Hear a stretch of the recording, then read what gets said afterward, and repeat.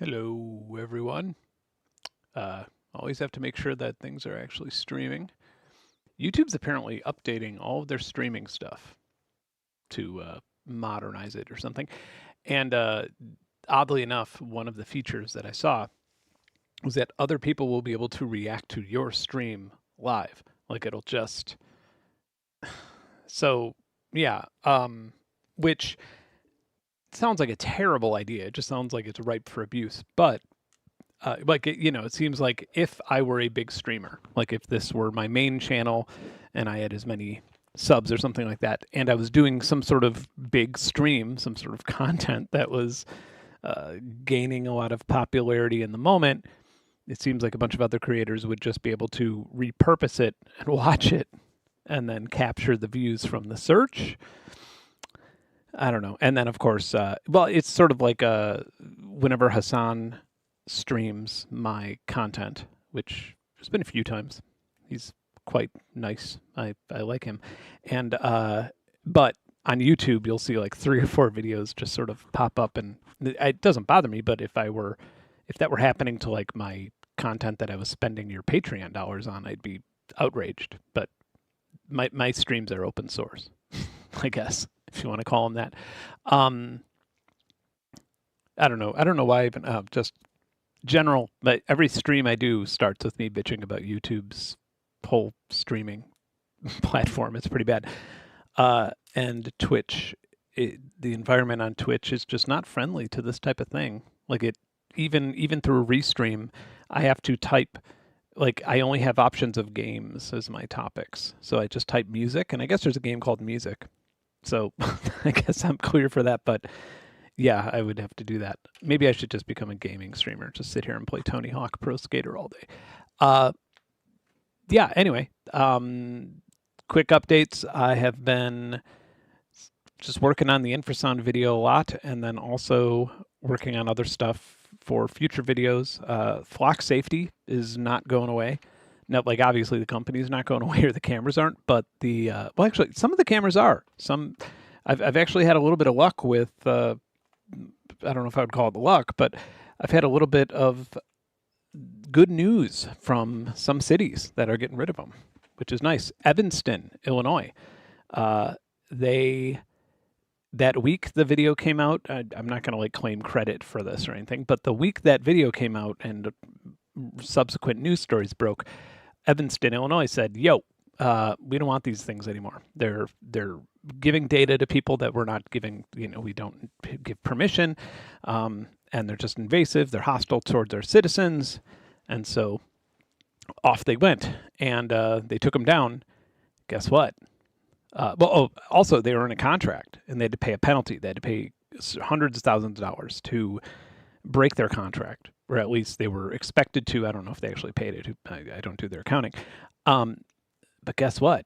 Flock reinstalled the fucking cameras. And now they got a cease and desist to take them back down. Like they just literally were like, guys, get back out there, put those cameras back up. Just because the city said they don't want them doesn't mean that we're not going to put them all over the city. That's the second time that Flock has installed cameras in all over a city without permission, which is just ludicrous. But anyway, that's where I've been mentally. I've been like deep on the infrasound thing, traveling quite a bit, and then also seeing cameras everywhere and constantly having meetings and stuff like that about all that stuff, because apparently not that many people looked deep into the Flock thing until recently. So it's a big new issue. But today is not about that. It's not about radio either. It's old school. It's about a drum machine that is not a sampler. It is not a sequencer. It is just a drum machine, a VST drum machine from Baby Audio, and I'm kind of excited about that because I don't need a sequencer, and unless it's doing something absolutely radical, I don't really need a sequencer inside my DAW, with the exception of ABL baseline, because that's a 303 sequencer, which behaves very different than a DAW sequencer, especially in something like FL Studio, where you have a very, very powerful piano roll. It's almost like You expect me to use your sequencer? Come on. They've been at it for 35. How long has FL Studio been around? 30 years, maybe. Maybe something like that. Wow. Anyway, so that's what we're going to be doing. And let's find that OBS window and go right to it. Look at that. I could straighten things out too. Yeah, it's kind of sad that now I'm like, oh, good, I get to do audio gear stuff. Like it's that rare, where it used to be pretty much every stream and every video. But that's okay. I feel like there's plenty of pro audio channels from some really great creators. I'm not really needed in that space, so I'm okay with it. All right. So yeah, this is what it is. It's, again, not a sampler, just a drum synth. That is, and I love the simplicity of it. That's why I was so excited about it for quite a while. I probably talked about it in the Discord a few times. This is the initial patch.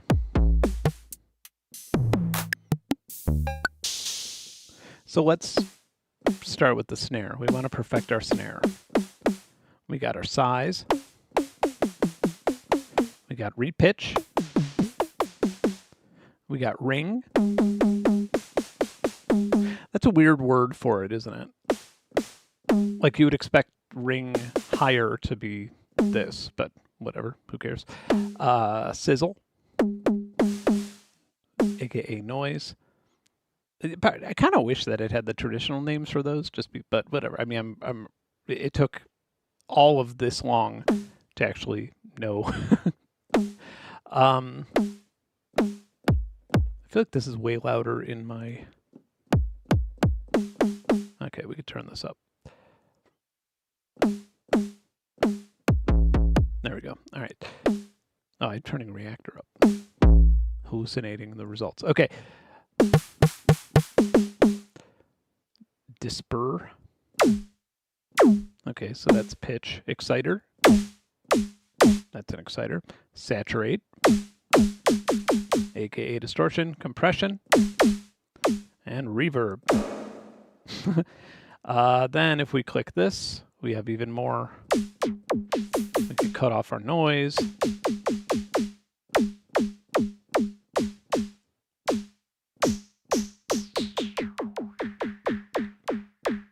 Low modes. High modes.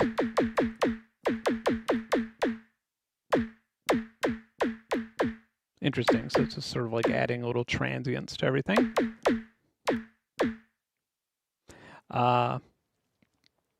Then this is sort of the mixer situation over here. And effects, I believe we can edit all that stuff as well, right? Yeah.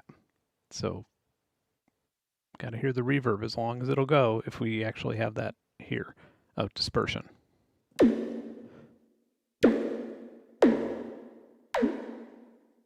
There's probably some reverb effects that I'm not seeing. I imagine that they would have those. Yeah, I opened up a reactor synth that I like a lot. I was just like, let's load some general templates. Master, maybe, other human limit reverb. There we go. Oh, mix. Okay, so I have one thing that I'm going to complain about, and it's a pretty big complaint, and it's one that really only is a thing for me. I don't know many people who do this, but I'll get to that. Well, let's do it right now. I have not yet found any sort of way to basically make, if I want to hit a really long tom, and if I want the clap to make that tom go away, so that's a mute group, or a choke, some people call it, and I have not found a control for that, which is a little devastating. That may mean that I might not be able to use this nice slick interface in a song, because I use choke groups and mute groups like absolute crazy all the time. It's like my favorite thing to do. Yeah. No choke group. So, Baby Audio, you've made something really special and nice here. It seems like it's the perfect blend of having control over your sound, but not so much control that you work on a snare drum all day, especially with the randomize features, which we'll look at in a second. But dear God, please, please have choke groups. Many of them. Allow anything to choke to any. Just maybe like here, right down there for one of them. Do these change? Yeah. It's like right down here, a number. Choke group 1, choke group 2, choke group 3, go up to 16. Who knows? Allow people to just choke things like crazy. Sounds violent, but yeah, the duck isn't a choke. I like chokes because I really like, I mean, it's always been my thing. I really like having like 4, if I'm doing a normal beat, what most people would consider normal, I like having like 4 choke groups. If I'm doing a flashbulb glitchy beat, I oftentimes will like put the kick in one choke group and put everything else in another choke group, and everything stops everything else. So it's completely, yeah. There's only one line. So it sounds almost like it's made on a tracker, on like one line of tracker, which I didn't realize was a tracker thing until I was older. But that's how I always did it on like the JX305. For some reason, I just always wanted everything choking each other. So. Velocity mapping to parameters. Yeah, that could be. Yeah, the choke group thing, it's like one of those things where I could totally see, and I don't know Baby Audio that well. I've spoken to them before when I, made gear stuff on this channel, but I could totally see, as right now I'm actively, frequently in meetings over a plugin that I'm working on with a company that's going to be fucking crazy, and it's coming out soon. Not like in the next week soon, but before the end of the year soon. And I promise you, it's so nice that like, I don't even know if I should be talking about it just because I didn't ask for permission, but it's one of those things where like, I'm not in a session. I'm just checking out something. I just want a little thing to maybe be different, or like one of the engineers changed a tiny little thing and I'm checking it out. 2 hours gone, just jamming, just playing with it, which is exactly what I wanted. That was my pitch, that was my idea. Anyway, so back to the point I brought that up was I could totally, from being in these meetings, I could totally see a plugin coming out that where they wanted to make everything perfect, and then they're like, oh, choke groups. Why did we not remember it? It's one of those things that you might just miss over. I wish I was a rich man for that Polyen special edition. I guess it is kind of an addiction. Tracker Mini. Yeah, I saw that, and I don't give a shit about special editions. Like, I really don't care. And like I always, I'm just like, who buys this shit? That's my attitude with special editions. And then I saw that it has a wheel, and I was like, oh, I want it so bad. Like I would love that. But to be fair, honestly, if they asked to send one to me, I would probably have a hard time saying no. But the fact that I know that they cost a lot to make, I would probably be like, I'm just not gonna use it as much as somebody else. $1,000. I mean, $1,000. So let's talk about that for a sec, because I have, it wasn't that long ago when that Teenage Engineering Op XY, when I was like, wow, what a ripoff. I can't believe they charged this much for that thing. And after using it for a bit, it's not my favorite thing in the world, but I'm like, fair. It's a fair price. Like, I think the Tariffs kind of did that. Like, Teenage Engineering stuff seemed to like stay the same and everything else went up. So $1,000 for something like the metal, I think it has a metal case or a very different type of plastic. For something like the Tracker Mini, knowing the chips that go into it, knowing the sort of return you have to have on investment when you're making something, I can tell you that Polyend is not like hand over foot profiting off of their stuff. Like they have very fair margins to stay in business. And that's because they're in East Poland. Like it's not as, it doesn't cost as much as having an office in London or LA or something like that, or to have a workforce there. And so that on top of like all the tariff shit, $1,000 for something that capable, is just the new deal. It's just like the new, yeah, I guess that's, they're not making 10 million of them like iPads or something like that. They're, for the scale of production they're doing, I think I can't complain about it. My wallet wants to complain about it, but I don't know. Anybody disagree with that? I feel like that's sort of the new place we're in, and I feel like it's even harder now. I feel like a lot of things are going to change with that because we're in this world now where tariffs have made across the board. I mean, I look at these numbers across the board. Tariffs have kind of just made every company like be like, all right, we have a product, fuck it, we're not doing it. Right here, I have this is a prototype pedal for a Daisy chip, but I had a reverb pedal I was working on. The moment the tariff shit started, I was like, it's not going to happen. It's impossible. There's no way this will make a profit and be affordable at the same time. And so like I know so many companies that did that, and the result of that is now when companies actually have balls big enough to make something in this climate, knowing that most of their sales are going to be in the USA, and they're going to have to deal with either, I don't know, 15% tariffs or 700% tariffs. It changes every other day. Some things don't even get tariffed. Some things do. And naturally, everybody then blames the company for those charges on top of that. So when a company does do that, there's less competition. So it's like now when Roland makes a new product, they don't have to compete with 7 other companies making something that competes with it in that given year. It's kind of depressing. It's going to suck. It's going to get worse. But there is, I might as well just go full screen for this. There is a perk to it that I've been very, very deeply into. Sorry, Baby Audio, for just taking my stream into this zone.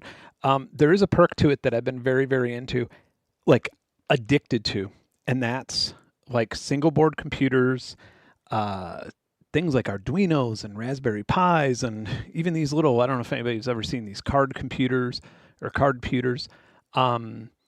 They're, yeah, like these are just ESP32 boards. Like I have been loving the idea of, I mean, I guess this is one too.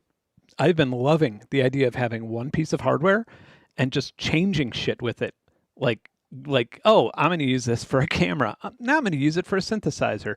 Now I'm going to use it to penetrate a Wi-Fi network. Like, I absolutely love that idea. And I really, like, my ultimate fantasy for the music space would be for more things like that to come out. And then, like people release software for those, like firmwares that they could, and I feel like that just solves so many problems. Everything would be cheaper, margins would be better for developers and companies who are designing things, and you wouldn't have as much e-trash. Wouldn't that be nice? Because it's not are YouTube links auto-modded? Yeah, links? Yeah, they are. Sorry, I could switch my view though. I could see stuff that nobody else can.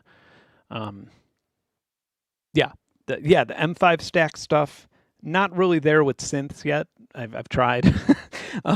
Not really good unless you just want to like play, the Star Trek theme or something with a saw wave. But that's a great example of one of those things. And so that's really awesome. I really love that. And yeah, that's my pitch. My other pitch is my modular synth has had power issues again after spending like $1,200 on power. And this time I've like looked even deeper into all of my complaints about Eurorack. And I'm like, I don't think I'm ever going to buy another module. I had to buy new power stuff and it's all coming in the mail and it's going to take forever just to use that. I almost sold the whole thing. I think I'm done with Eurorack because of the power situation. Like it's been such a headache in multiple places where I've lived, in multiple areas where I've had it. I have really clean power in the studio room, I'm doing like radio wave work and stuff. So it's like, I know it's clean because interference would be showing up there a lot on like amplified antennas and stuff. And then obviously everything's grounded in multiple places depending on the outlets. I have different circuits with different grounds. So everything's checked in that regard. And first of all, sorry again, Baby Audio Hijack. That I haven't talked to them about that. I bought this plugin, by the way. I didn't. First of all, we need to get rid of screws. There's no reason why there shouldn't just be magnets on top of the things, because it should be absolutely, like, the whole point of modular is things being modular. Like, you want to be able to move things. You want to have a project, you want to say, this week I want to make FM synth stuff. And so you could just move stuff around, plug it in between, moving it around. My initial idea, the first time I went through this headache, was everything should be Ethernet. Ethernet powered, power over Ethernet, just an insulated Ethernet cable that could even be daisy chained between modules. And then if modules want to communicate with each other, they can. And then if you want to plug your computer into it, you can do that too. And then digital modules, you'd be able to see all your CVs right there and your inputs and outputs on software. That was like my grand fantasy. I'm still open to that. But the big problem, the biggest thing that I just can't believe is you have a floating ground on modular that, like, it's not grounded. The case is the ground. There's no way to ground things. Like, I literally have a grounding cable coming from an outlet that goes directly into the power line that goes to the ground. It only goes into that bottom pin that goes into the case. And the only reason I have that is because if I spill my coffee on my modular, I don't want to die. Like, I understand it'll destroy my modules, but it's fucking dangerous. It's like actually a dangerous thing. And in this process of trying to fix my power, I have some Pittsburgh modular output modules. And guess what? It didn't have any indication on where the red stripe should go, and I burnt one out. And it's just like, that shouldn't happen to anyone. Like, it shouldn't happen to somebody like me who's been into modular this long, but it definitely shouldn't happen. Think about somebody who's just trying to get into it. It's just not accessible, and I am very, very fucking annoyed with Eurorack. Like, I think that there's so much potential in starting a new format, a Eurorack 2.0, Eurorack B, whatever you want to call it, Eurorack Plus. But like, yeah, no more screws. You should be able to move modules around without any sort of issue. You should be able to experiment. You should be able to say, no, we're going to do it like this week, and do it that way, and then find out what you like the most without it being terribly taxing. No more fucking ribbon cables. Can we please just have some power over Ethernet back there? Anything. Yeah, even if it was USB-C, it would be better than this. Something with a ground. I don't know. Anyway, so that's my pitch. Also, one thing that I tried to pitch to Empress when the Zoya had goods, when the Zoya was doing well and they were doing the Euro Bureau, I was like, what if we made a modular synth, like a 3-row modular synth that maybe wasn't even modular, like parts of it wouldn't be modular, but everything was digital and everything was connected in its own way. And then I found out how much it would cost to make that, and it was like, nah, might as well just get modular synth. Anyway, let's go back to this. You can try DIY with your own designs, LOL. The more I dive into hardware stuff, the more I enjoy it. Yeah, I mean, I don't have the time. That's a problem. Like, I'd love to. I'd absolutely. I have the Erica Synth module design platform in the mail. Like, I'm obsessed with that, but I don't have the time nor the expertise. You know who would be really good at it? Conductive Labs. I've talked to them about this. They are really bright engineers, and they're the folks who make that crazy MIDI router and what other that arpeggiator synth. I can't remember names of things today, but Conductive Labs, their stuff is like they're really good designers when it comes to like new novel things, and they're both very open-minded about stuff like that. Nominate them for president of modular for 4 years, and in 4 years they will bring us to a progressive future. All right, where are we? I feel like if I had a video editor, the stream would be about 10 seconds long. My neighbor never properly grounded the apartment's wiring. Sometimes my IEM zapped me. I haven't even bothered trying to make music here. The signal is dirty. Yeah, that fucking sucks. You, depending on how high off the ground you are, if you're on a lower level, if you just run a ground out a window, you can literally just like, I mean, you're obviously going to want to turn the power off to your unit. Oh, you know what you could do? You know what you could do, sir, ma'am, person? Not sure who you are. You know what you could do? Go down the power box and run aground. If it's near a window, just run aground out a window. Tell the landlord that you're that you're trying to prevent a fire. You don't want to burn alive in your apartment. I bet that would actually solve it. A lot of times, just installing a new ground solves many different problems.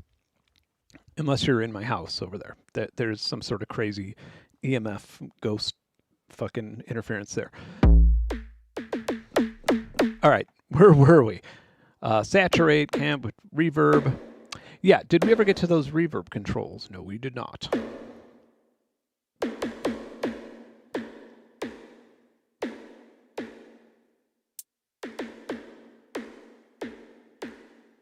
Well, if you hate microtransactions regarding modular, you know what you should do? You should check out Cardinal because it's open source and you don't have to sign into shit. I mean, it helps if you want to load things automatically, but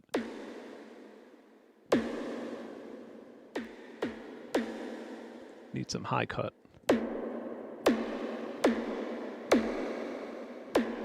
This ain't too bad.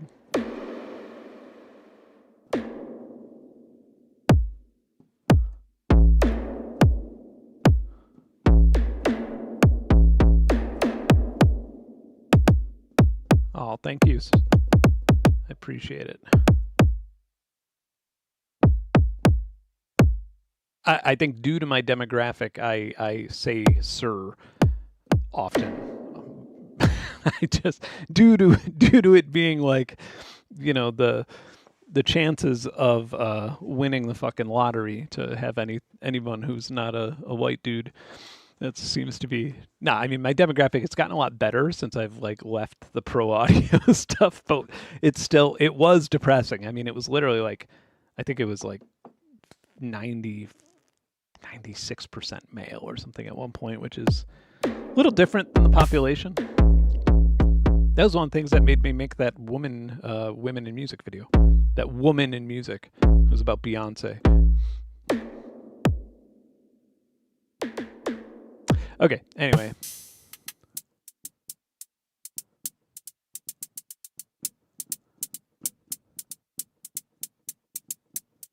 Yeah, the demographics have improved in terms of diversity, but I honestly haven't looked in a long time. It's one of those things that like every company asks you for because they want you to read their ads, and since I stopped doing that shit, I never really saw them anymore. But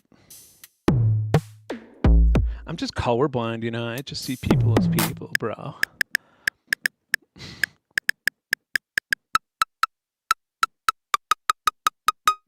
Wow.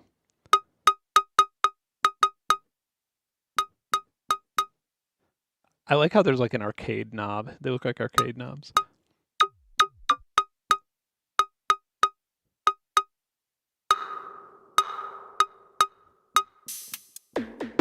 Okay, so here's something else we could do. Ready? Randomize everything.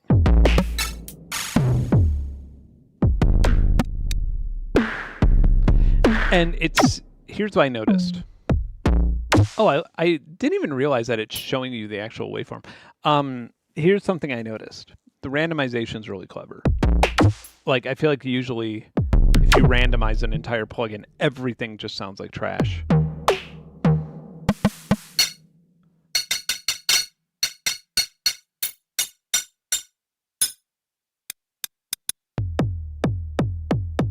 So yeah, you could just dial things in easily. It's nice.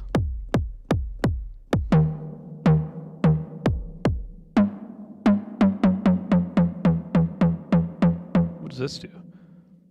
Oh, we could actually change to a note. That's nice. So we could change to like...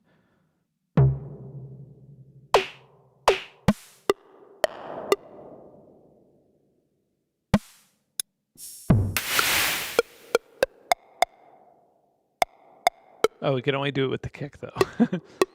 Oh, no. Maybe we could do it? Yeah, all right.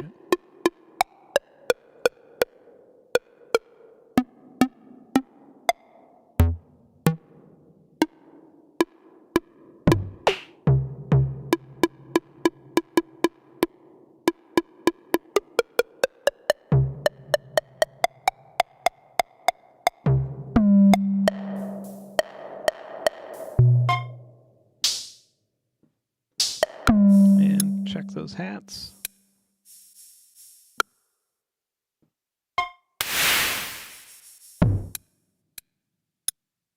Why can't I find that key? There's a ride. I feel like the rides and stuff are just, with the drum synth plugin, they're never going to sound great.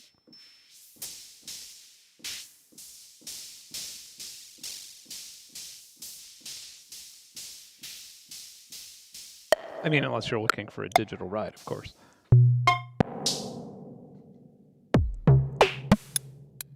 There it is.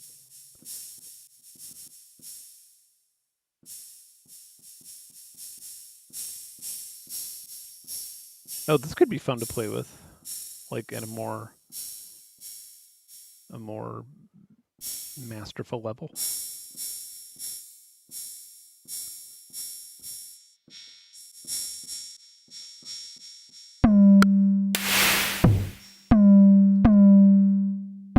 I like forgot that this is a random kit. I'm like, why is everything so poorly?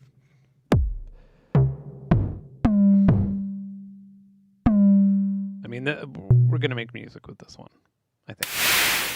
That's why I'm just taking the time here.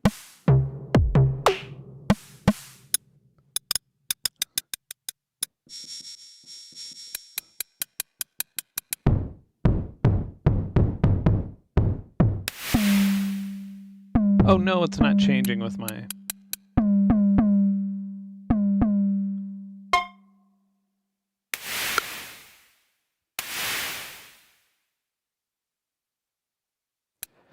Okay, we should be good to start.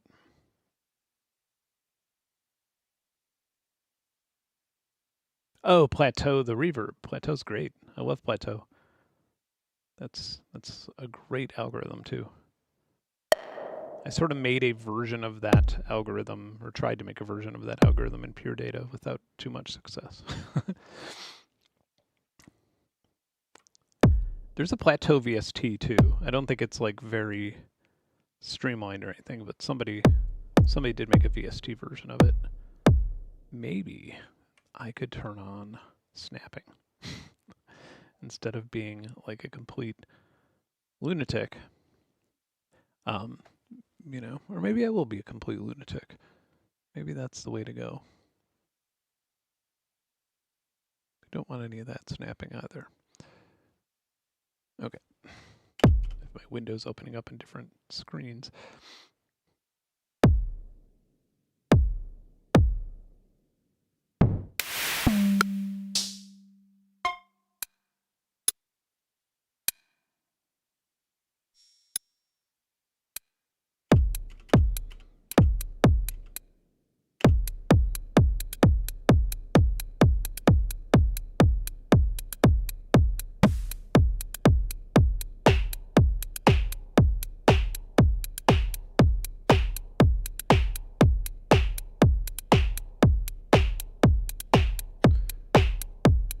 Let's randomize.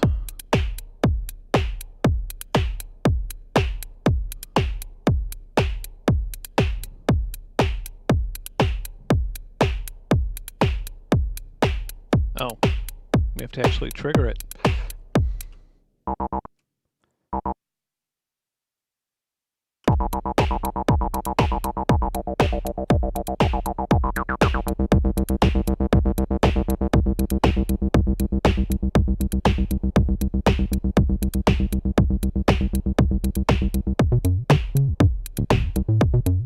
Nice.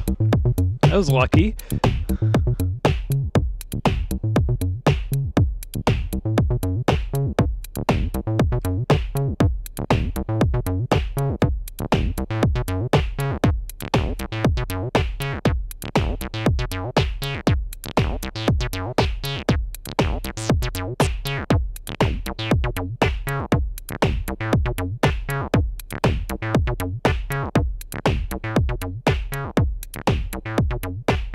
Okay, so if we want things to sound even better, we can do some mapping, thankfully.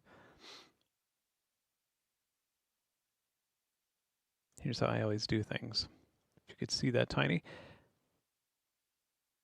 I will map Tekno. Where was that mapping? Is it up here? It's not there. I will find routing.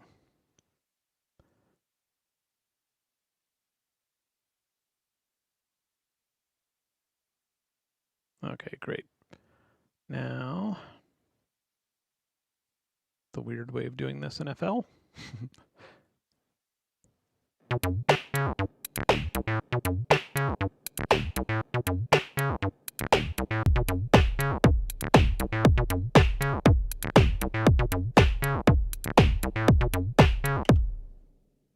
And then this, as my default, will be, oh no, FL, what have you done? I think the new version kicked my plugins. Oh, bummer. Okay. That's annoying. I updated it.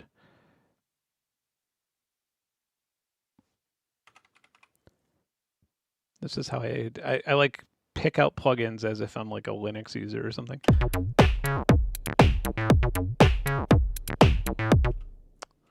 Okay, and then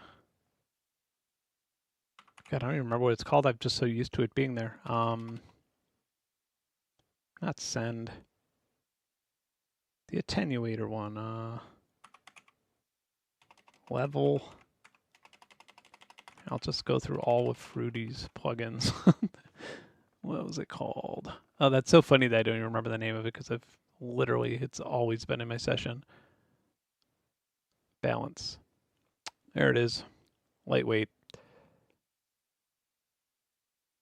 And now we have to balance all of these things.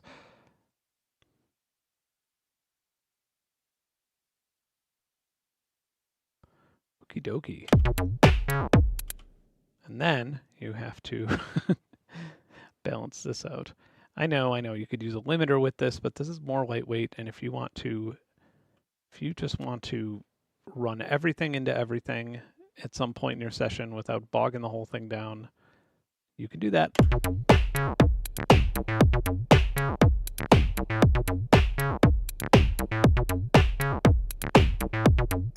All right, lovely.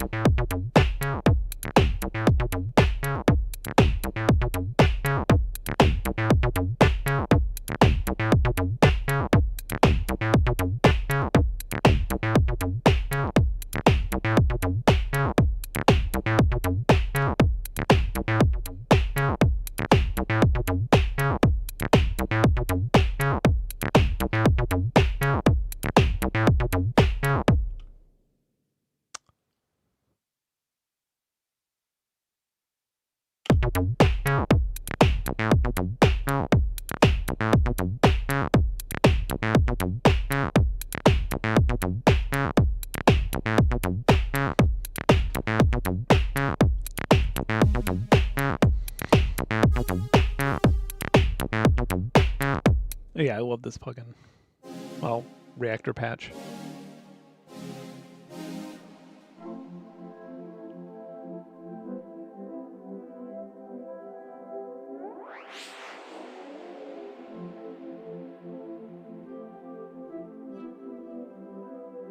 I also kind of hate that like such a good plugin is that like one of my favorite granulizers is a reactor patch and not just a normal plugin. Okay, and we're all in tune. We're good.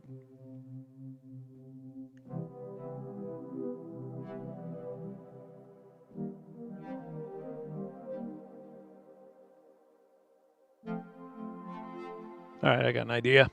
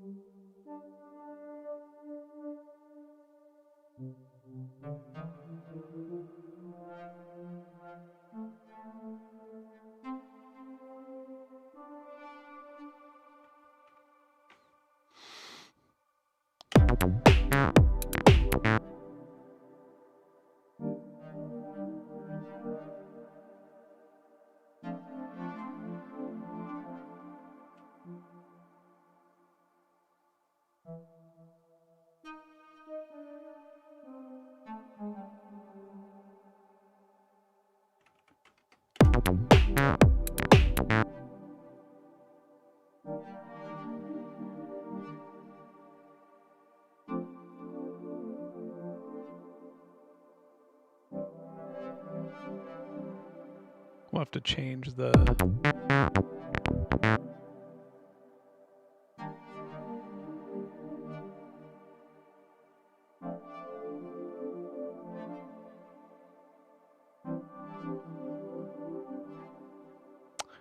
Yeah, man, it's so funny. Like I literally, I think this is a legit version of Reactor, and upon just opening it in here, it was like messing with my firewall settings, and I'm just like, why? Why do you don't need my firewall, man? It's ridiculous.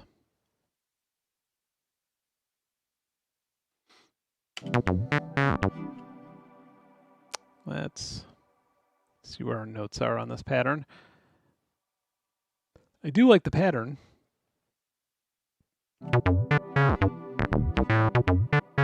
But it is not in tune.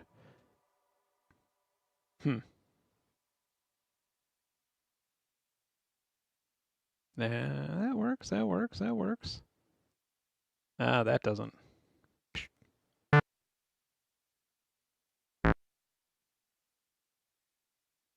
Just quantizing my...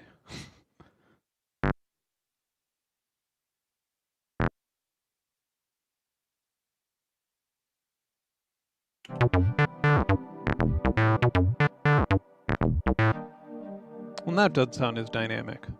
Well, check this out.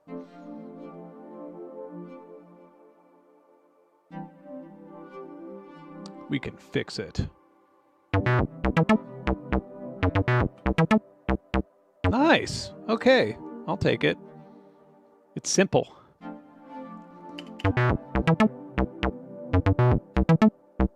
Might even work with a saw.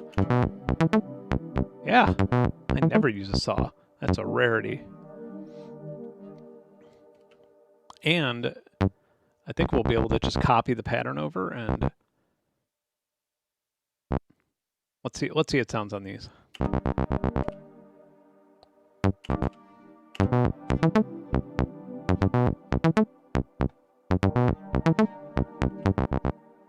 Okay, we'll just pitch it around a little bit. Maybe I could actually save what I'm doing. That'd be fun. And it just saves to the quantization folder. I need to stop updating shit. Just be done with updating. I'm done with updating, unless it's a security vulnerability. Maybe I should just stick to the past. Stream blob, okay.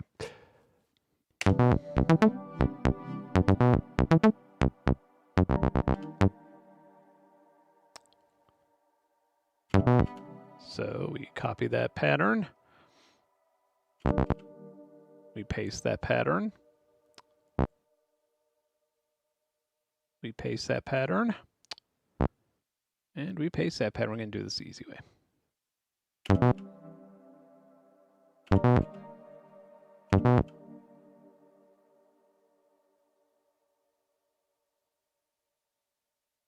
I believe there's a way to pitch everything up in one big shot. Yes, right? I know I've done it before. Or we could just tune it differently too. Oh, you could do it in the menu. I totally forgot about that. Transposition.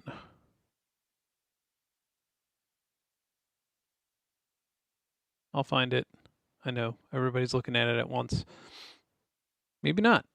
Am I nuts? Can you not transpose here anymore? All right, maybe it's here. Oh, shift. Duh. All right, so we're starting on C.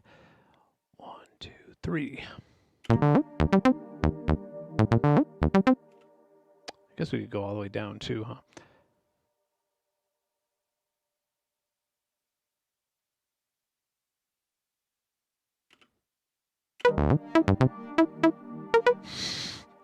That was a mistake.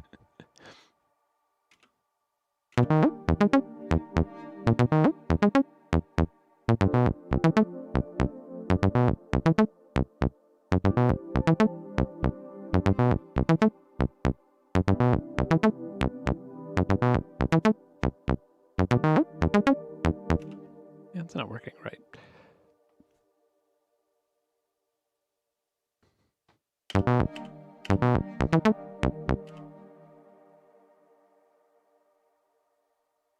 So we're starting on G.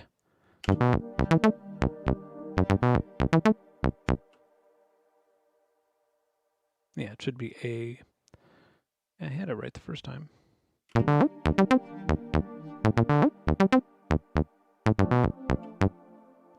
that should be up to B.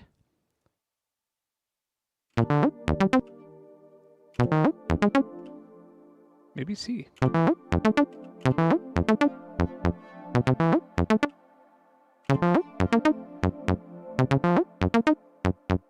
No, that should be B. Oh, it should be C. Okay, sorry. I sound like a lunatic. And then this one will be B.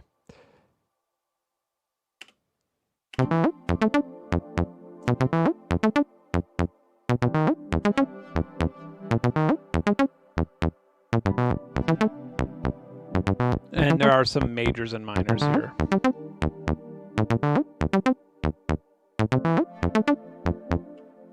So this one, this audio streaming is boring, isn't it, everyone? Actually, you know what? I think you can view. Yeah, I think now you can actually view a grid. Oh yeah, well, I mean, I knew that you could view that grid, but I thought there was a new way to view this, but whatever. All right, so we have F. Let me play some notes. Never mind, I don't need to.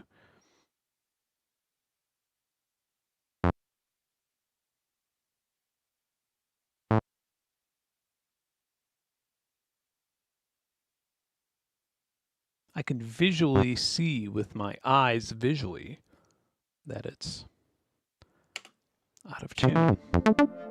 There we go. Maybe if this lasts, let's see.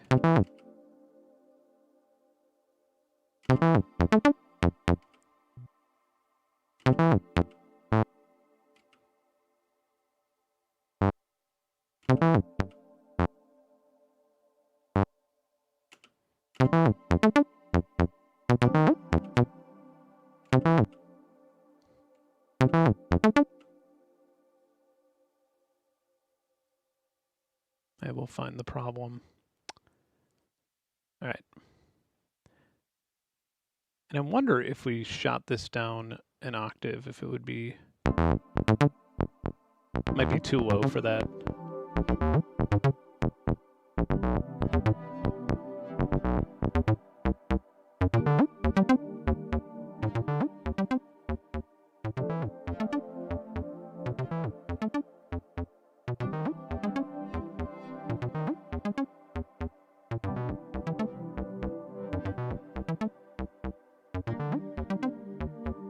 Gotta find me a reverb, the worst part.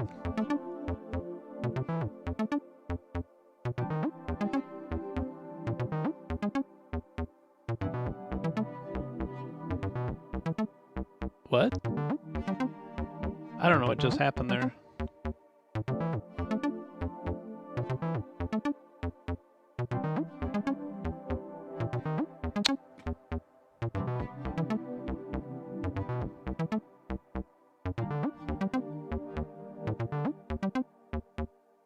Does anybody understand this?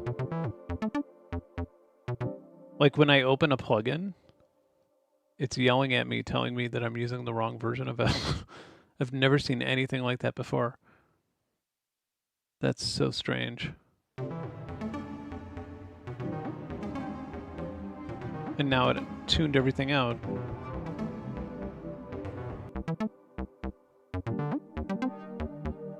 Sorry, I'm like blown away that this project has been created by a more recent version of FL Studio. Like, what? You're all my witness. I didn't open an old project. I mean, okay, let's try it. Why is it loading a project when I open a plugin?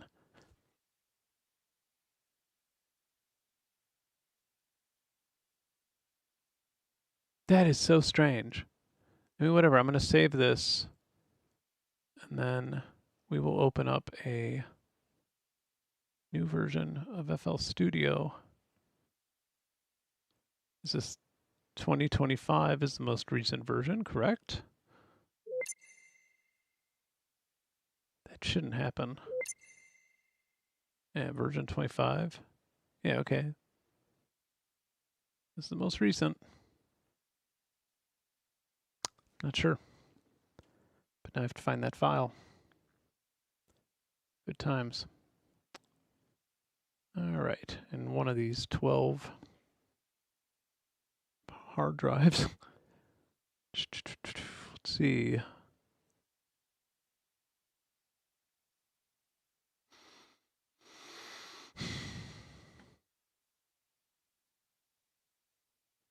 Strange. It may have not saved it where I asked it to. Okay, well, that's a bummer.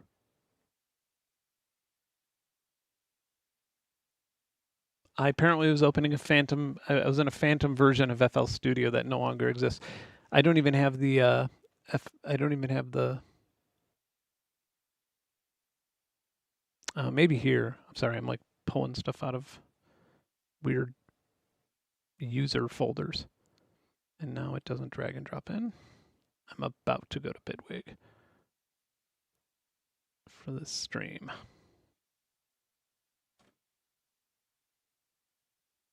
How about no? How about we don't go? We don't connect to the internet for my session. Okay, we're back.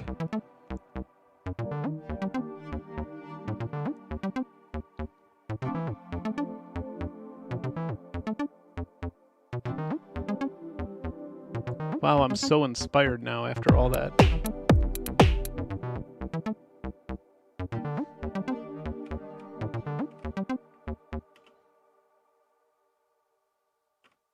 Yeah, I mean that's weird because I feel like maybe I opened an older version of it, but then it like you shouldn't be punished for opening an older version of something. Like especially if I didn't start the session there.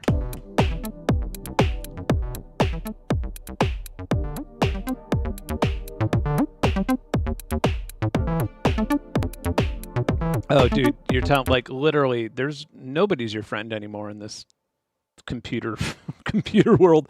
It fucking sucks, man. Like everything is like this. It's so bad in terms of just like not being able to use what you want, like having to always being punished for not doing what is suggested. And FL Studio is like probably one of the lowest offenders in terms of that. Like everything else is nuts. Yeah, I'm like slowly switching to Linux, and it's not fun, but it's I feel free on using Linux.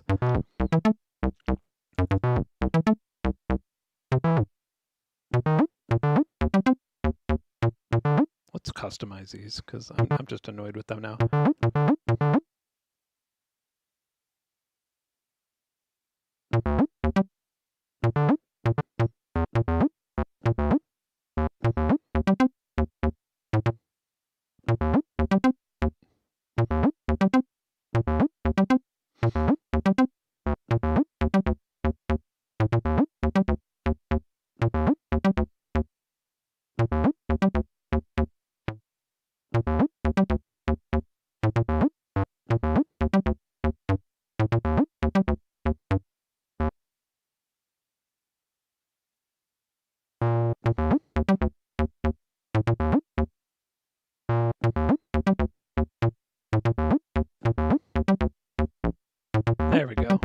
Sounds very circusy now.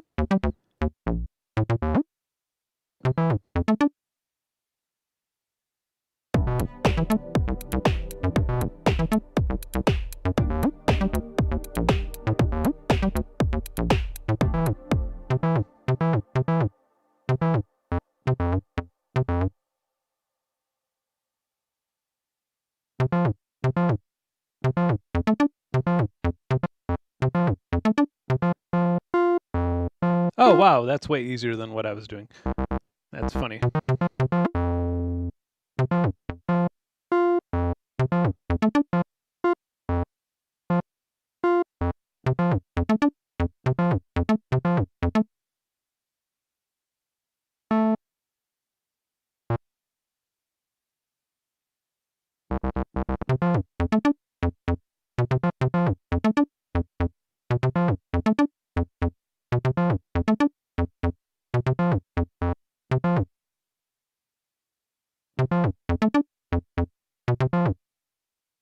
We have some hidden.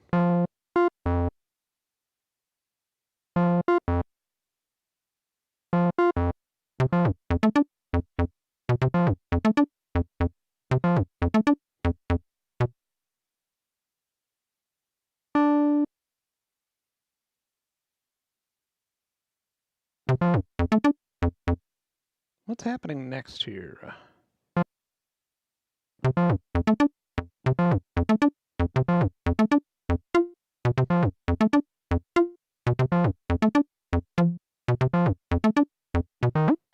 All right.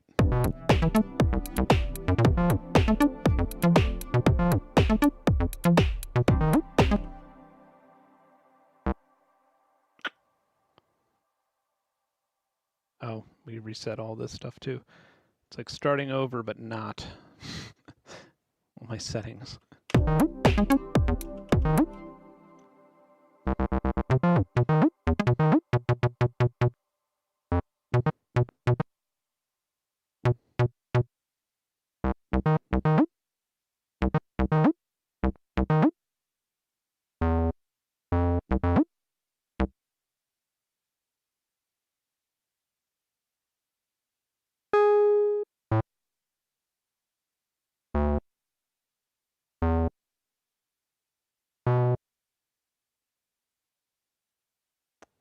I feel like this would suck if you weren't a musician, right? Like having to like know the notes. It sort of goes back to like the original, like if you're trying to make a 303 melodic.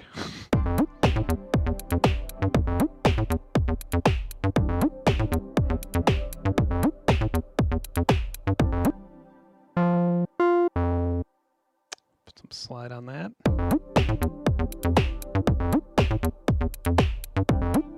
And maybe give it an extra note. There we go.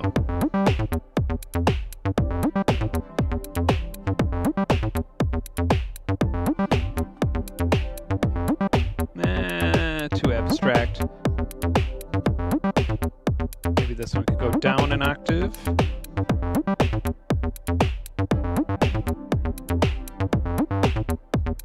All right. Let's do it.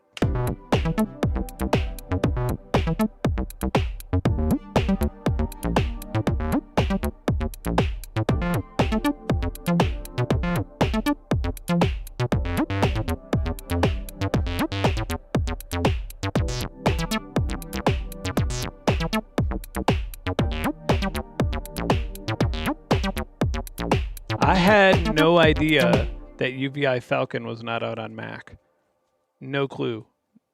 Did not know that. That blows my mind, actually. I'm kind of surprised. There's like the shitty part of me that's like, good, because we're tired of music stuff not coming out. But I feel like that hasn't been the thing since it was like 2003. But no, that fucking sucks. I'm sorry to hear that. I'm acting like you lost a family member or something. Oh, I'm really sorry to hear about. My condolences. It's not a Mac. I mean, there's plenty of other stuff, but yeah, that sucks for UVI to not have your sale. What happened there? Oh, we didn't start on it. Oh, you know it'd be fun to try with this? save my session. Because this is about to get buggy. Plug data. Effects. Baby. We're opening pure data. We're going wild. I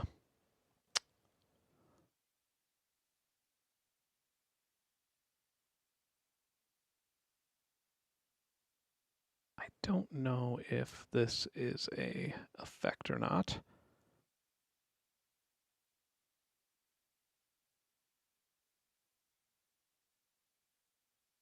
Maybe we want quasi. Maybe we do want this one. Okay. Let's see.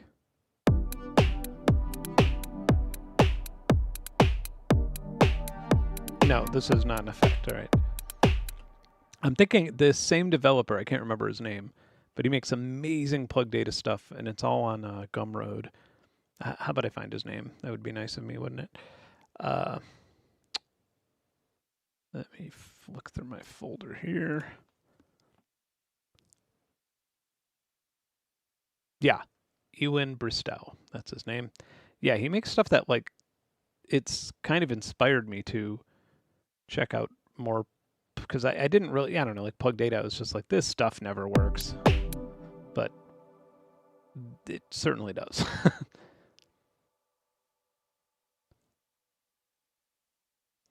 But I am also loading effects into,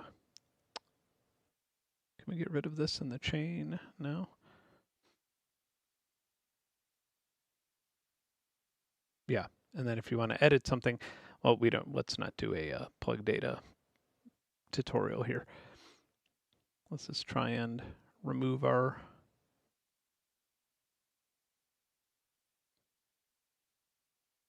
which one would it be? Oh, we have an all pass apparently. Don't save. Yeah, for some reason I'm not getting through. So, sorry. No plug data for us. But maybe we could find something else. Like, what would be a good thing? Ooh, these K devices, those are fun. Maybe a little too crazy though.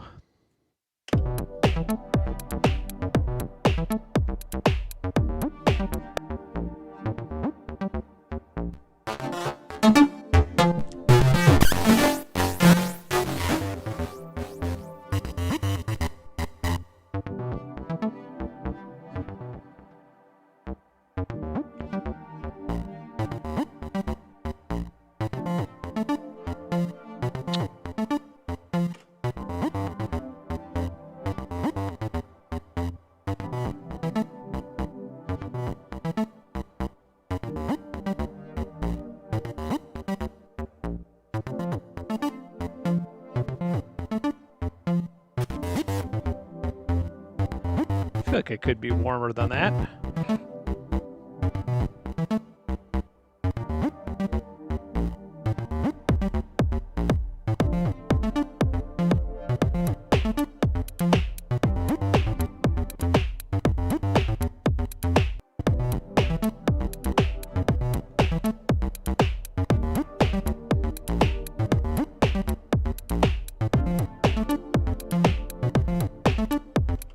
Load techno into VCV's loader? Well, why?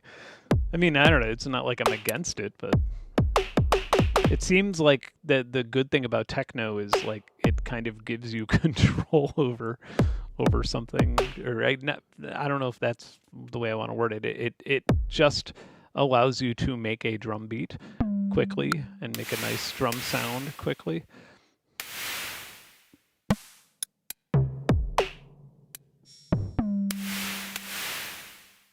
Let's randomize this.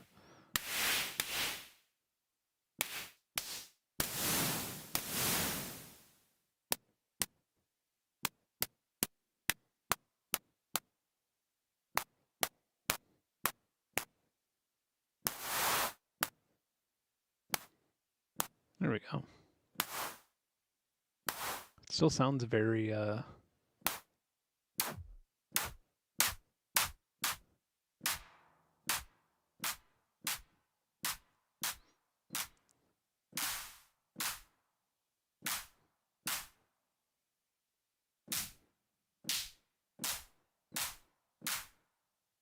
Let's look at that synth. Yeah, the resonator. There we go.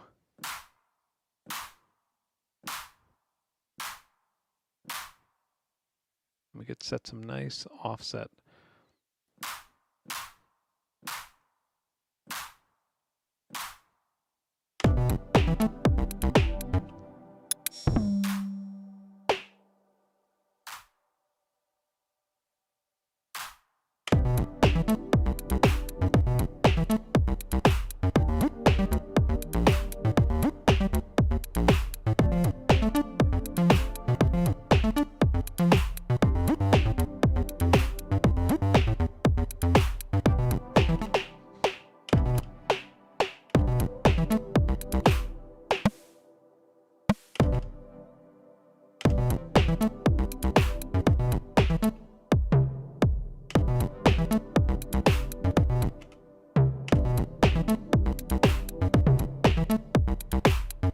Now that would be a good place to have a mute group.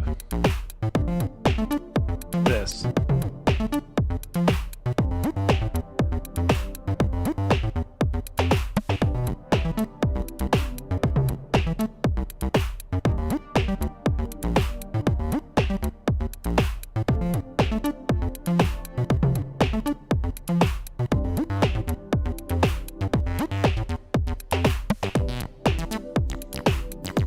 Crispy.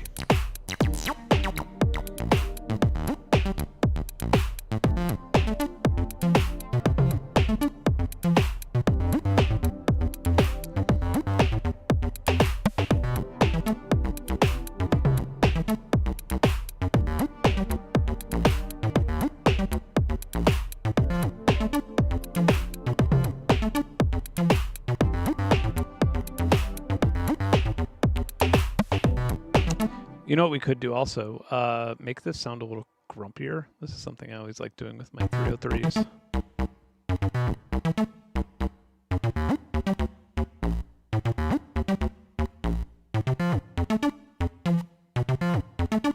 And it's like the only reason I put reverb on a 303 a lot of times is just so you could hear the ducking. It like makes the ducking more pronounced, which is kind of a funny way of looking at it, but it sounds more like foldy, if that makes any sense. I'm trying to think what a good filter would be. You know what we could use actually? That would be fun. Is the Love filter, which I've not used in forever. But this kind of has everything we need for this particular effect.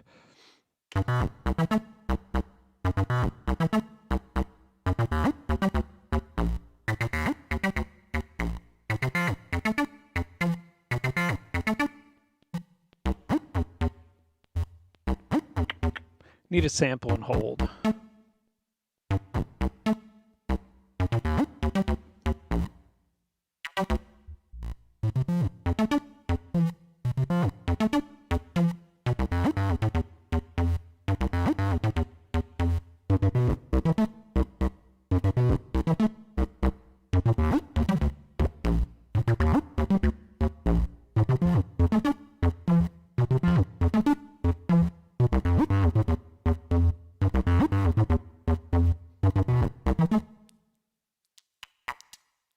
Nice. This is kind of what I was thinking, but now the high pass.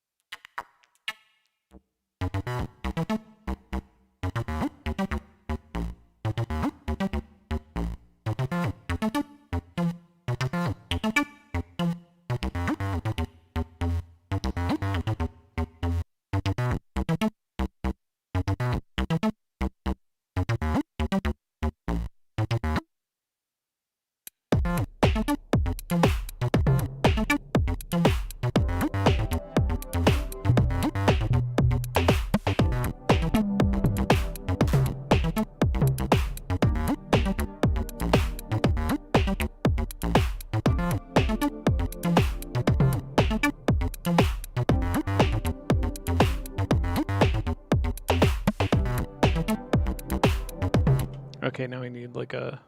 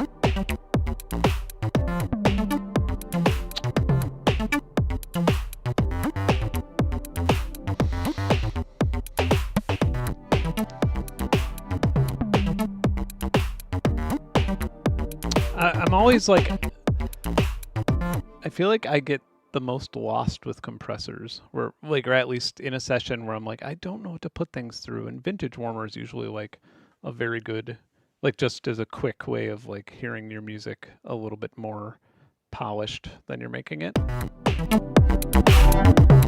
Yeah.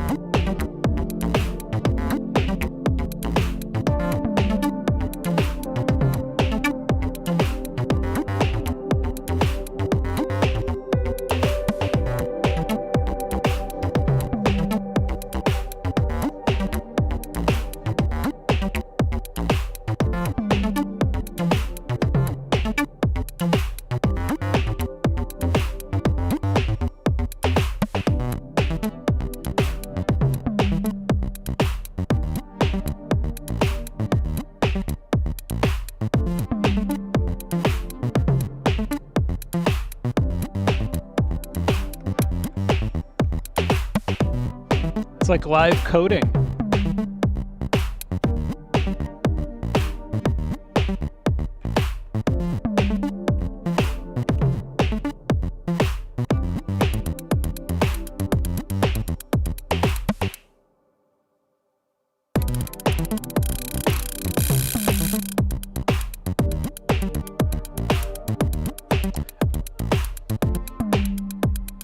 Okay, I believe we can humanize things as well.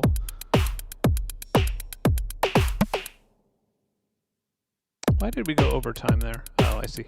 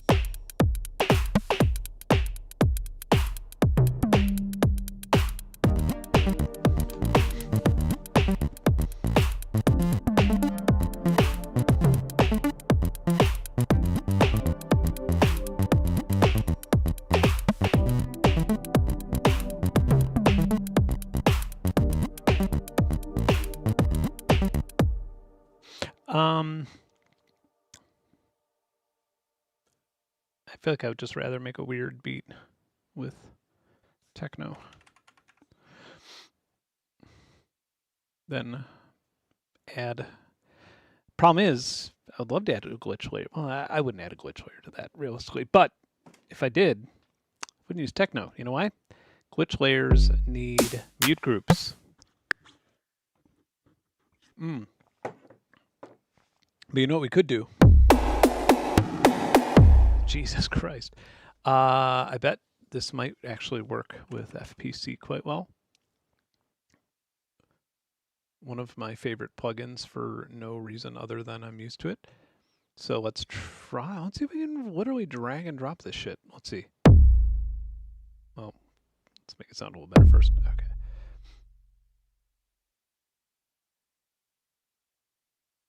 Look at that.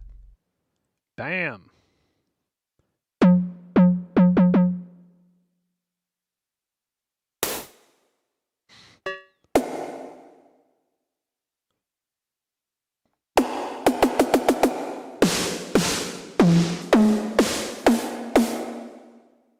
Maybe chill on the reverb.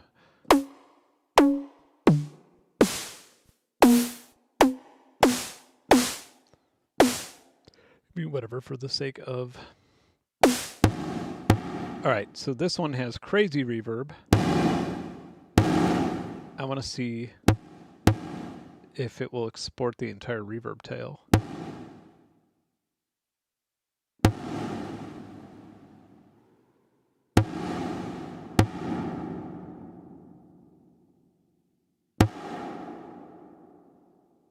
right. Wow, it does. That's pretty cool.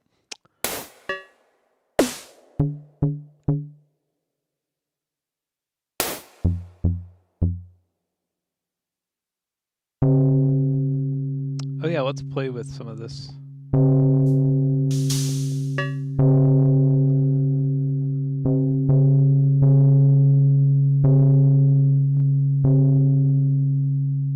Oh, I thought there was more to that. Maybe I'm thinking of the other.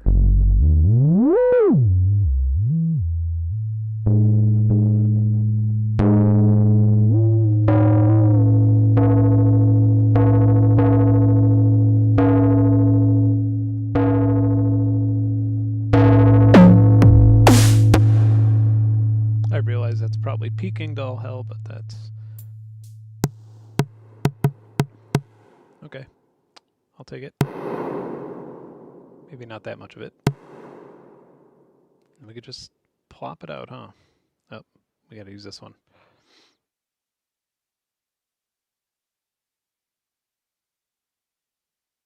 Am I missing something? Oh, yes I am. Okay, and then hi-hat. That's a good hi-hat. I keep thinking I can do it that way. Let's randomize it.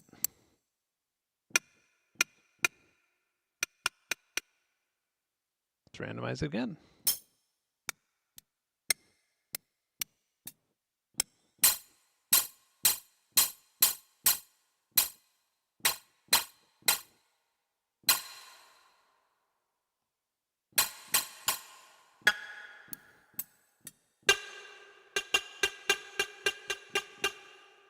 We're just gonna keep randomizing.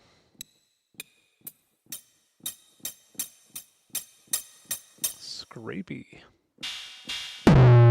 Jesus.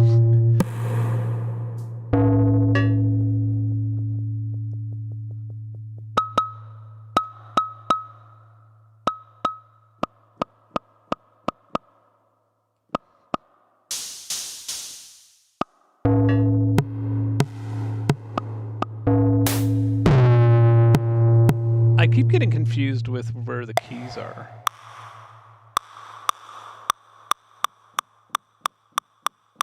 All right, so let's, without going too in depth, I'm just going to show you the power of mute groups. This is going to be very, there's like this ongoing bug in FPC. Probably, for fuck's sake. Because I'll wait for that sound to finish before I could speak. Probably because I'm like the only person who uses it currently. I feel like nobody actually touches it anymore.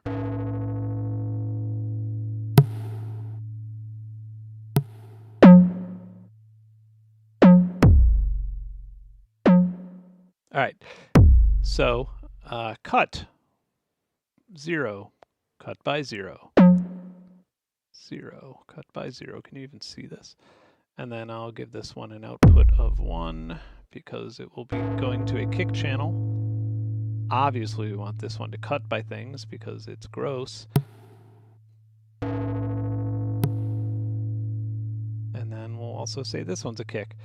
Now, everything else in my session will cut by 1.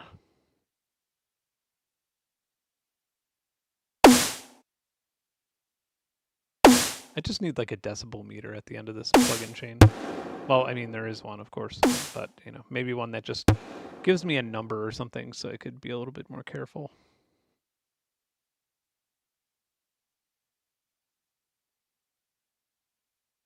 And you're saying, Ben, can you just select all and have them all cut by 1?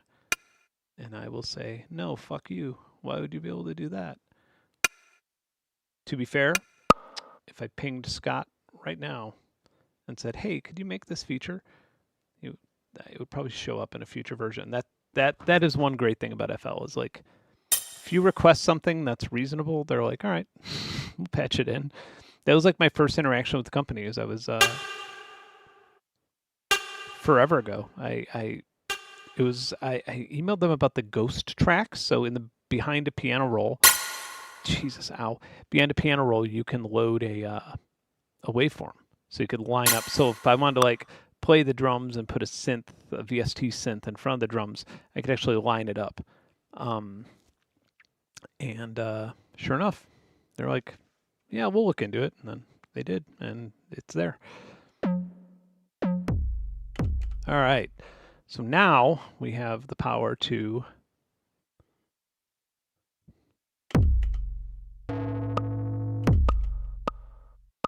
I love that it saved the reverb. That's actually awesome. Let's bring this into a smaller step size.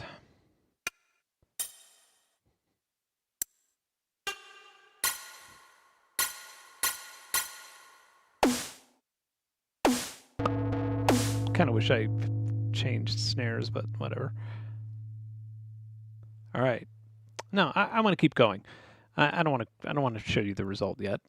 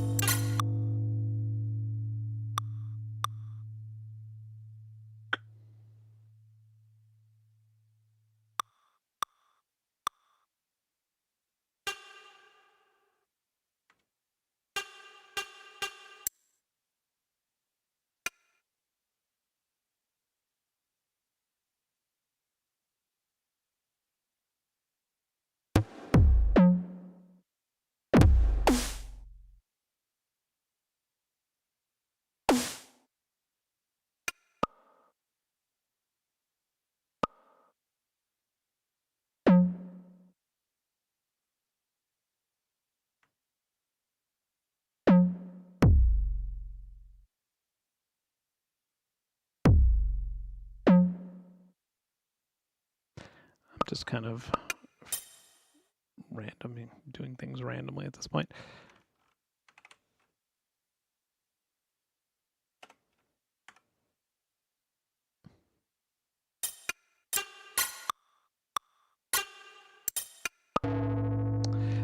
One thing that I also really like about this drag and drop into FPC is that you really could expand on the amount of sound modules you have in Tekno. But anyway.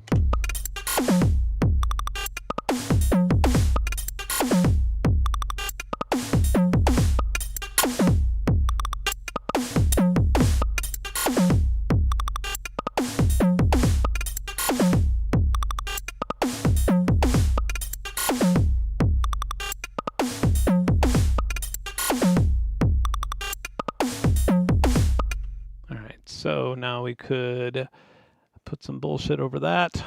Let's see what we got.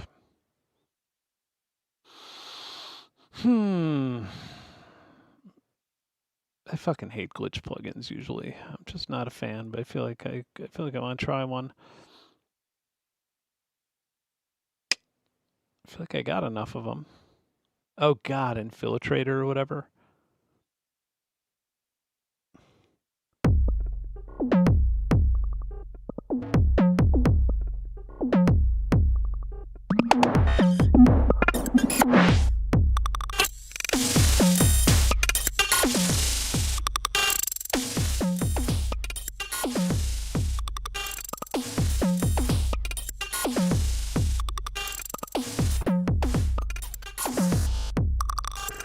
Yeah, one of the reasons I don't like glitch plugins, because of reasons like that, you start losing timing if you program creatively outside of like normal quantizers.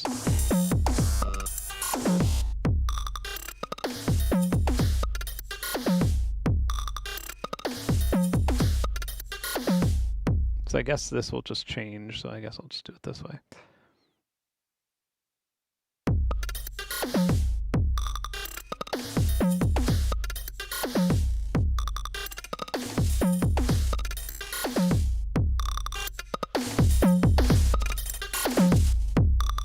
Oh yeah, that's right.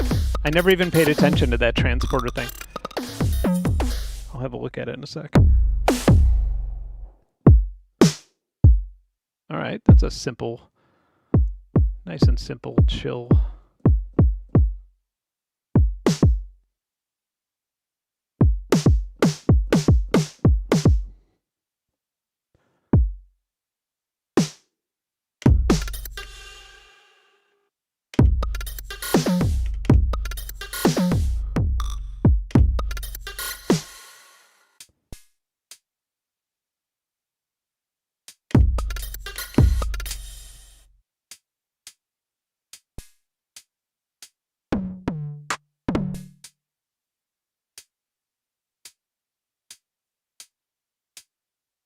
Yay.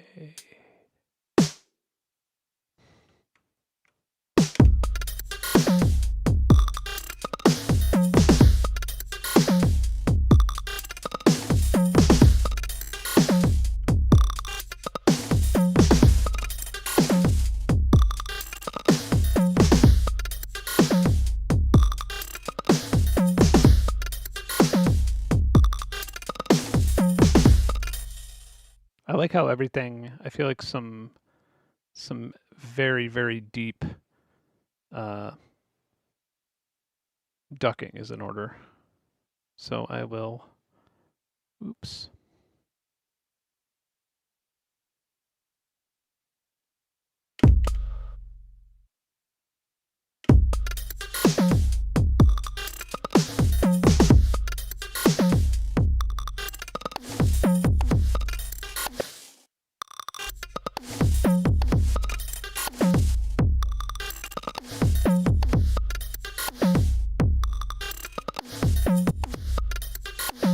There we go.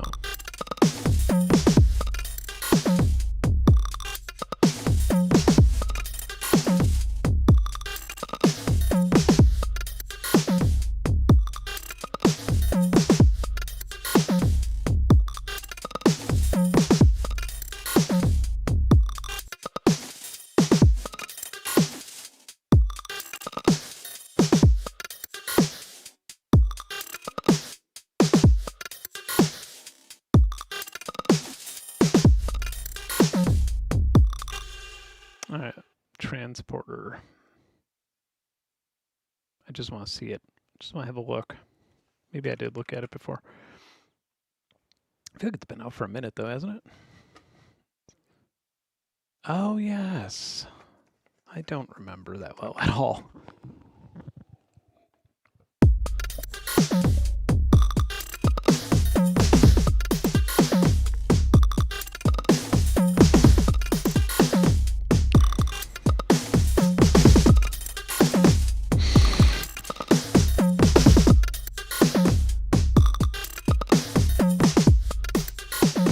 Here, you know what? Let's put the entire session through transporter, but first add some sort of musical element to it. I don't know. Hey, look at that.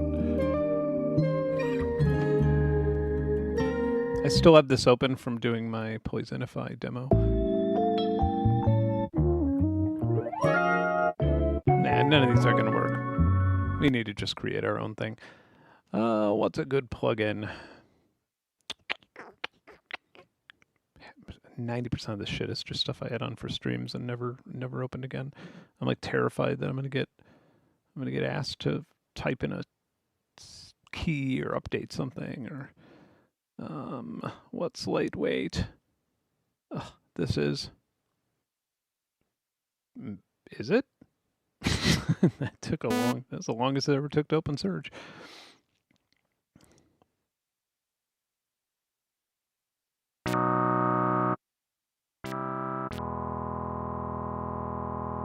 I mean, there's so many presets. It's like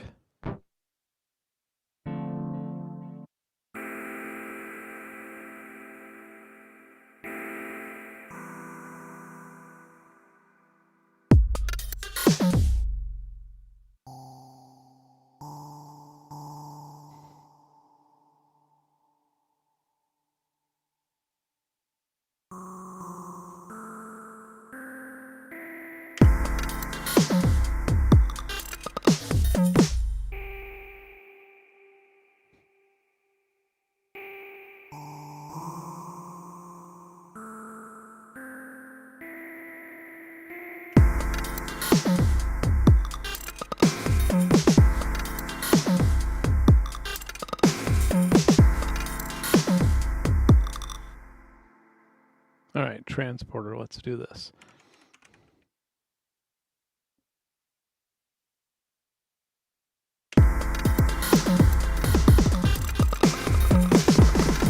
Interesting.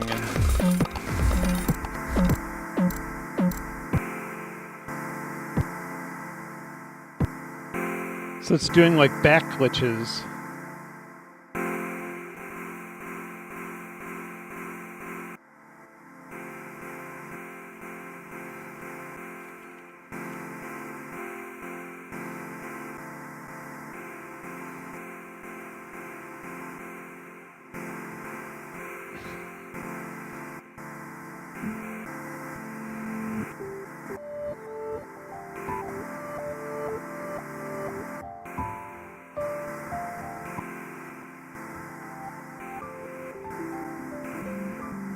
Huh. I'm intrigued. That's actually pretty cool. I think I just saw a glitch plugin and I was like, meh. But this has some teeth. So let's try and understand what's happening a little bit. Well, we need... No, we don't need it playing, do we?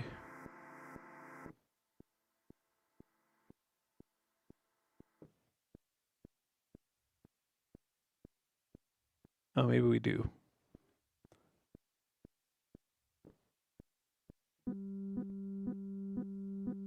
Huh.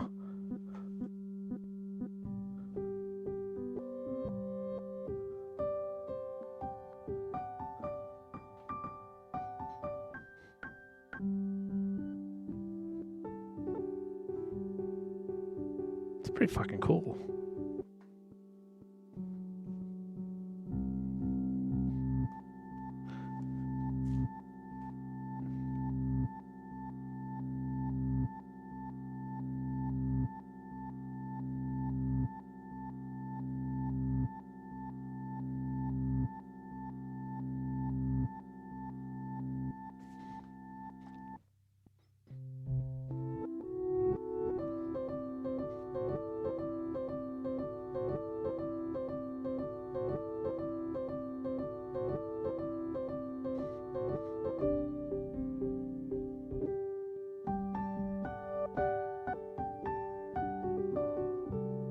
Sounds like it's like I'm living in like a Windows 95 dream state. I'm trying to figure out what's going on. As usual.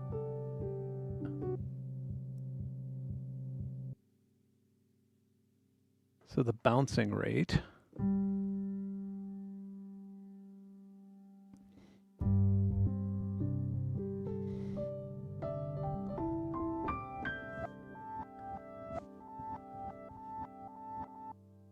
Yes, it is.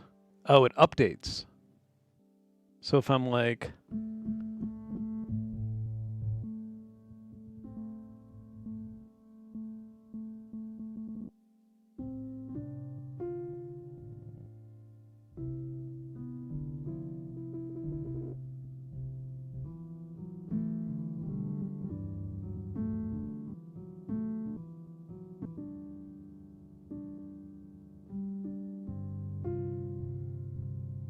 There's only 3 presets.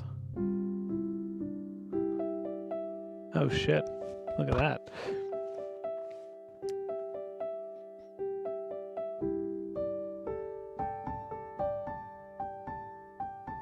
Okay.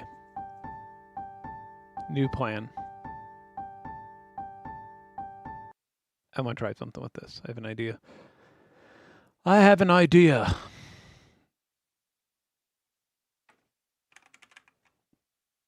Oh, you know what? I should use the, well, why would I do that? I was gonna say I should use my own piano thing for, the free one for,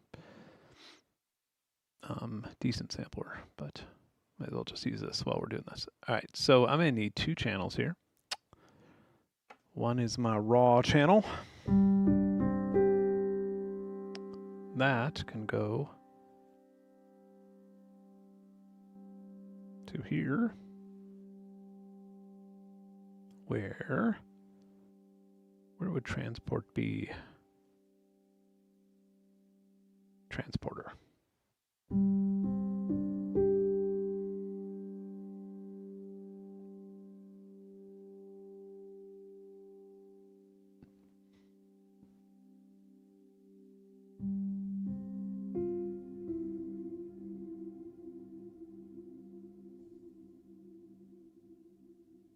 Okay, now let's go back to that.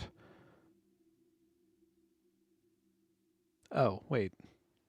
I only wanted this one to be affected by that.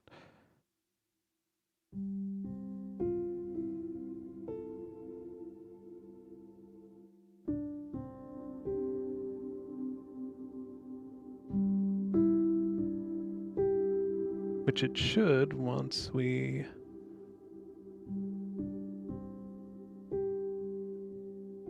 There we go.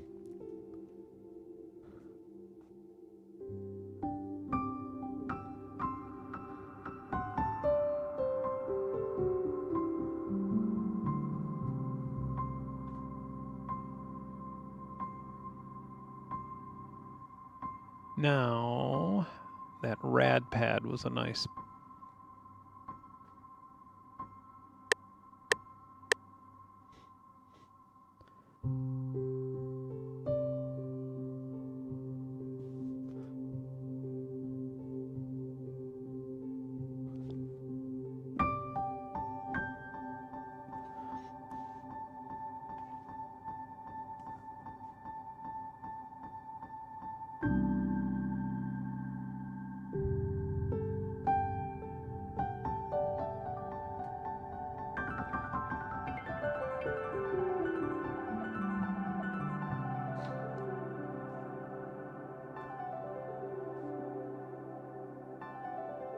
The reverb is only on the glitch channel.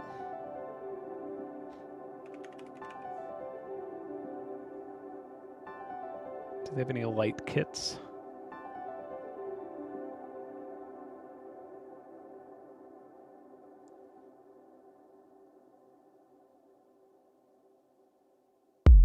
It's not very light.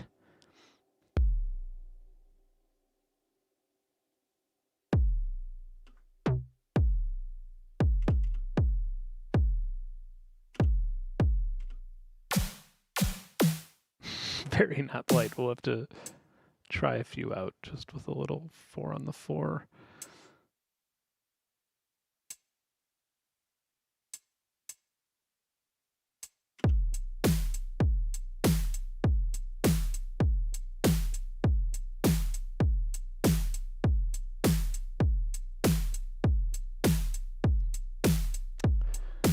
Let's try a different one. Perfect. That snare could even be shorter.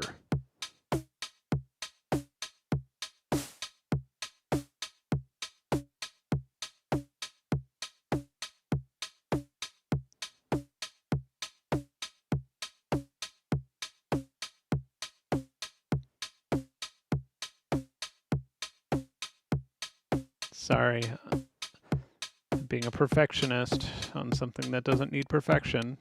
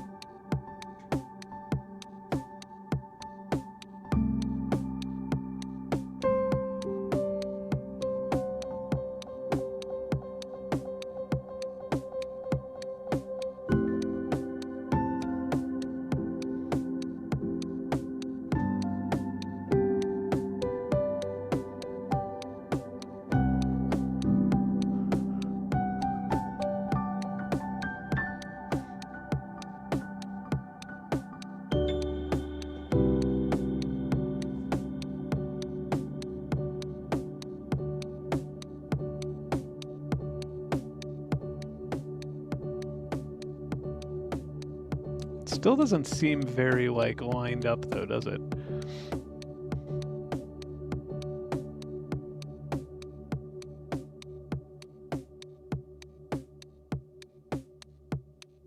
Tempo. Let's try that.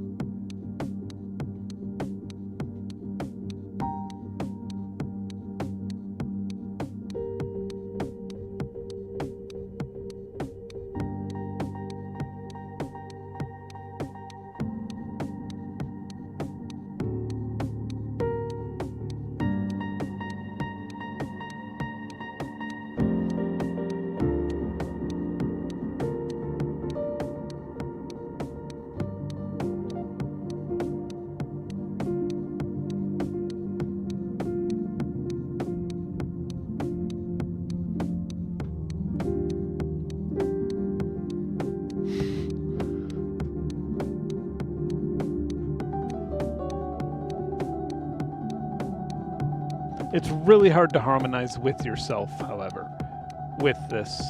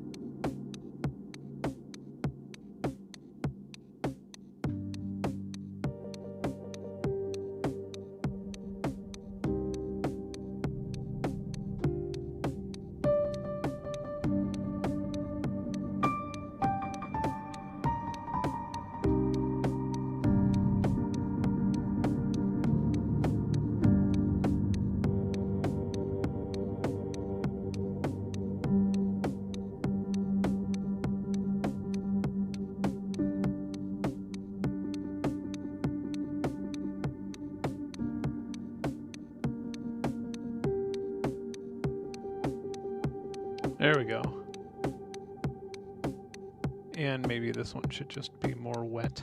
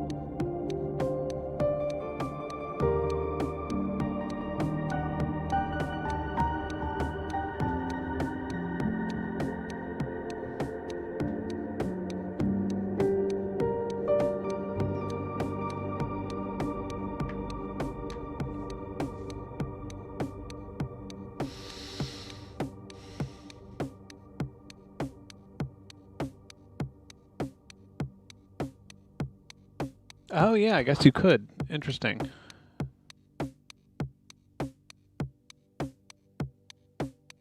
Huh. And here I am, Mr. Know-It-All FL Studio guy, not knowing shit about this one.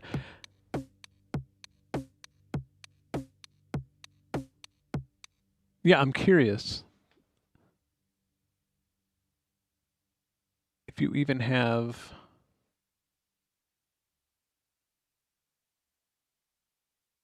Like, I guess if I were to... Let's see if anything's coming out of it. No, but... Yeah, I'll have to learn more about it. Maybe I'll do a glitch plugin. Well, this isn't really a glitch plugin, though, is it? I keep calling it that, you know, but...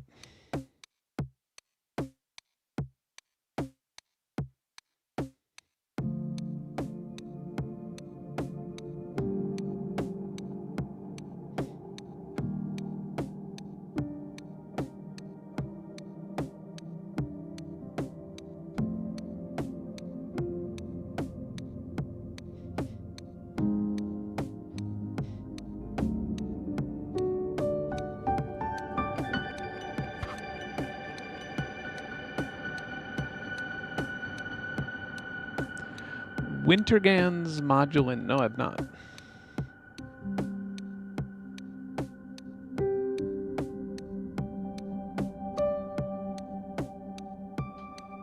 How does it handle like fast trills?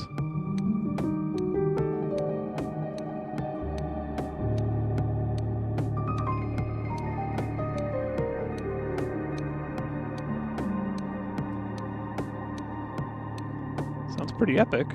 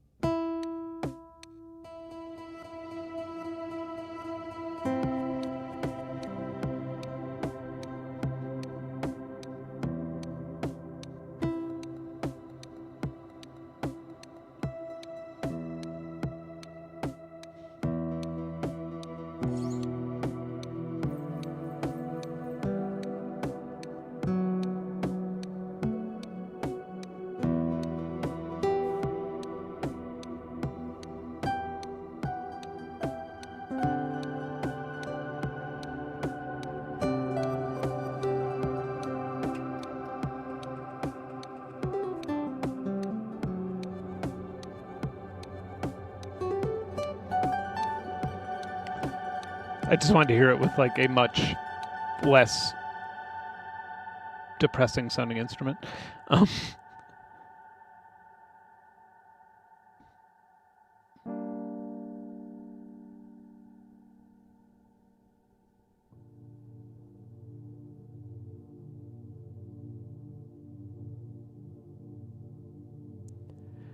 Yeah, this would be pretty powerful too if you could, I guess.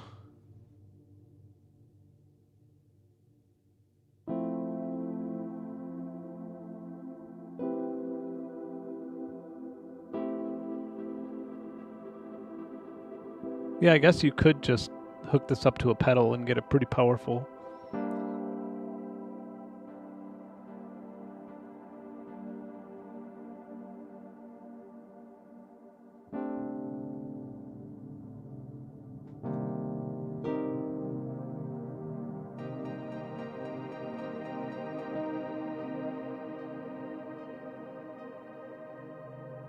I'm not totally clear on what bouncing rate does.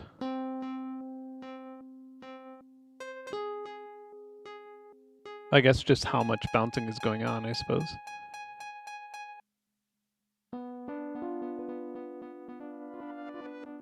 Oh, okay. Never mind.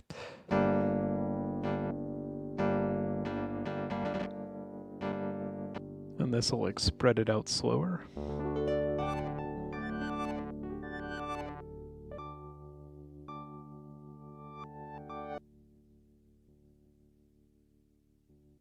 I'm surprised it doesn't have like a feedback.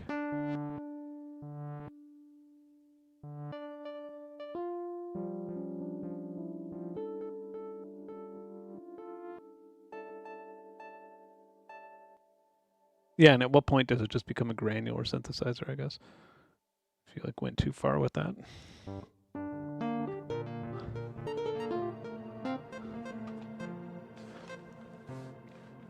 Well, it's a clever plugin. I did not expect it. I literally just, I like think I saw like a demo for it and I was like, okay, glitch effects, don't need it. But no, that's actually, but I'm not even thinking like I wouldn't use this. I don't think I would ever use this in a session. I would use this like playing my guitar or coming up with inspiration for a session, which in my opinion is more important. Like that's the more important thing. Because like it kind of, if you have enough time, dedication, you kind of get any sound out of any plugin almost. Like, but it's these things that, but then again, that brings us back to like techno. Is it's like, I guess techno is just kind of, yeah. You know what? I had an older Akai drum machine somewhere. I think it burned out. I think it stopped working. I don't even remember the model. It was boring as shit. It just had a bunch of drum machine sounds in it. And like anytime I needed drums, I'd be like, oh yeah, the Akai, the little $200 Akai drum machine that I could change like four things per. I could change like four variables per note. It was like no, there was no spending a day on a snare drum with that. You just got shit done. And then later, if I wanted to change things out or if I wanted to customize things, I'd have that capability. And with this, it seems like you can't. You could just drag and drop it to a different sampler, or you could drag and drop it to a sampler, so to something else, or I guess even a grain synth or something if you wanted to. So that's pretty great.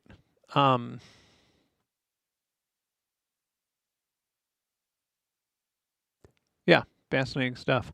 Also, kind of funny that I opened up. I was opening up like a plug data synth, trying to. Oh, speaking of plug data synths, not to like jump all over the place here.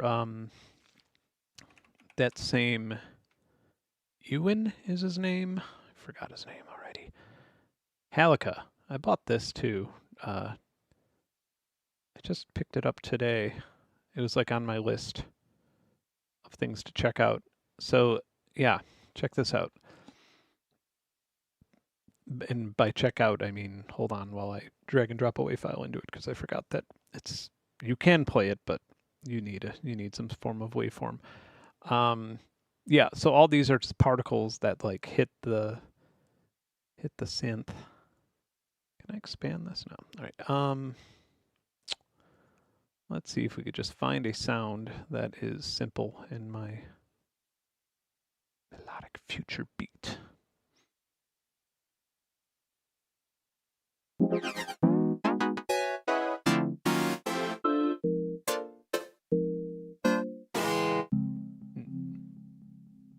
No such thing as simple. God damn. None of those are one shots. Those are many shots. Vaporwave. I don't know what all this shit is.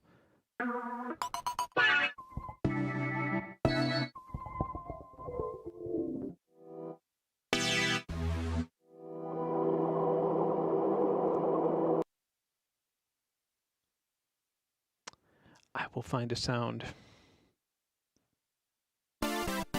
Just one simple one shot. My God. Okay. Let's effects. No chords. We'll come back tomorrow and we'll have found something by then, hopefully. Vocals.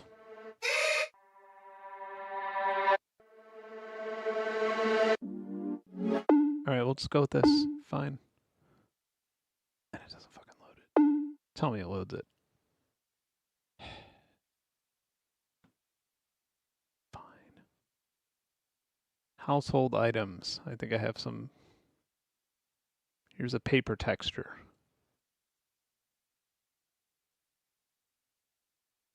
Hello?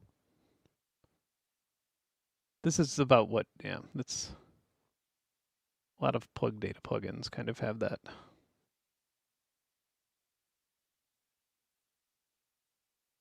Nothing? Maybe it's too quiet or something. I did have this working. See, I'm professional now, and now I actually test things before going on live with them. Not that it fucking makes a difference, but... Oh, there we go. Yeah, this isn't a very inspiring sound, I guess.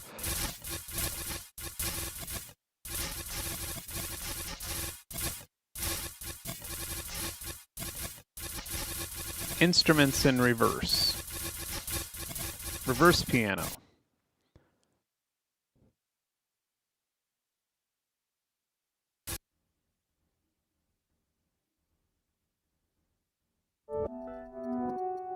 Okay. So, these are like two planets, and these are particles kind of orbiting around the planets. Air resistance kind of slows everything down and brings it in. And we don't need this many particles just for the demonstration. This is extremely CPU intensive, but that's not because it's a bad plugin. It's a great plugin. It's one of the best plug data plugins I've ever seen. You can change the mass, or you could change one of these to repel. So, this is our repeller.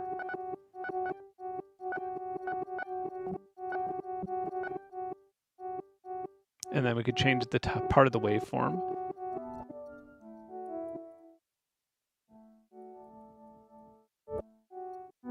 And then I believe that RPOS changes the part of the waveform that it's hanging out by.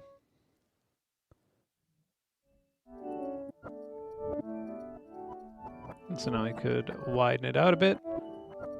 And then if we want to change, these are filters for each one. Not sure what the hell that does. Too much mass, huh? Too much air resistance.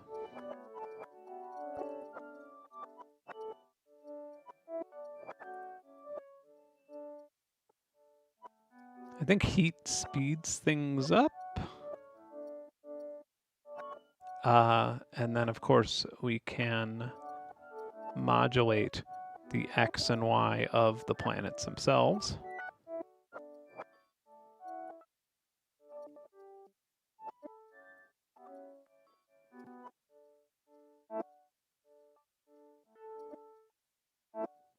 Yeah, these are great.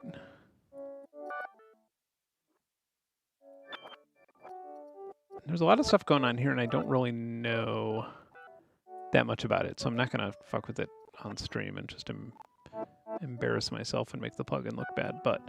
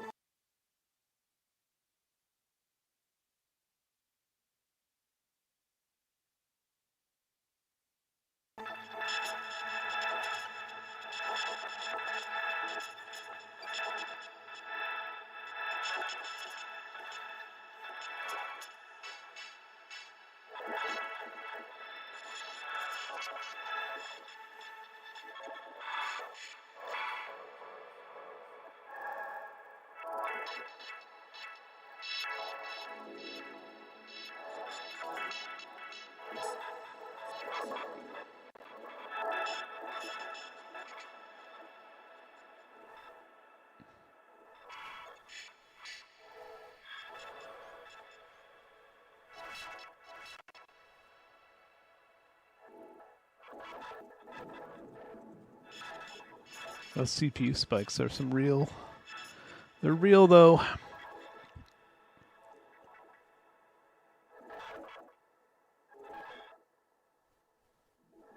But again, like most plug data plugins are like really chill. They don't do anything crazy like this.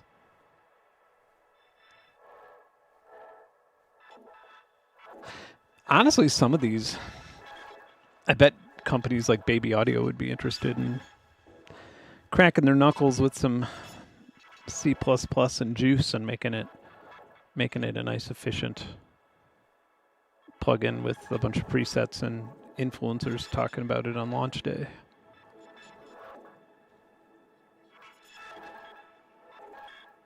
Does this have a real-time preview mode like some newer? No. So this is, to give you an idea of what we're looking at here.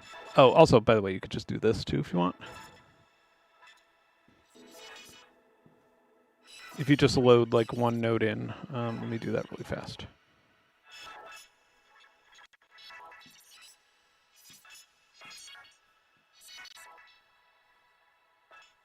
I have no idea what this does. Solar winds, moon. Okay. So this, yeah, this is running in plug data, which is like a VST version of pure data.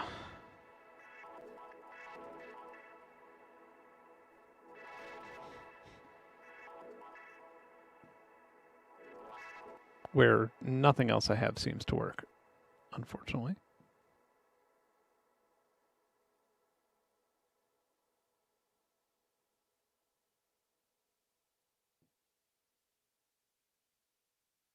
Yeah. It's very, yeah, so like here's your pure data patch. I've just not, well, also like a lot of pure data elements don't seem to work for plug data. So as you could tell, like a year ago, I was very into this. And then I was like, I can't take it anymore. But this is another plugin from the same developer that it probably almost looks like it's a chill version of what we were just looking at. Let's browse another piano thing.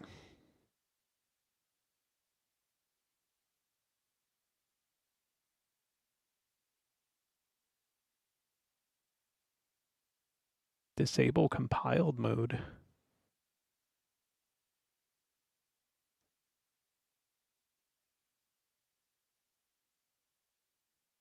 Should I be in presentation mode? I don't even know what compiled mode is.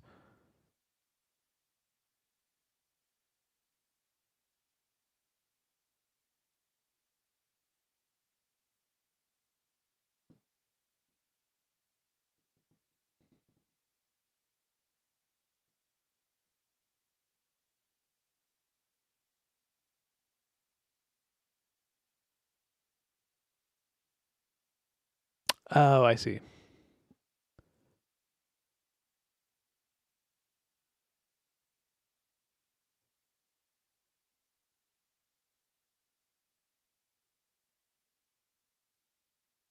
Yeah. Again, I don't want to make like the plugins look bad due to my ignorance, but yeah, plug data is fun, but it looks fun, but it's obviously not there yet if you're producing music. But then again, I mean, I guess it's like this similar to like Max for Live, where you know it's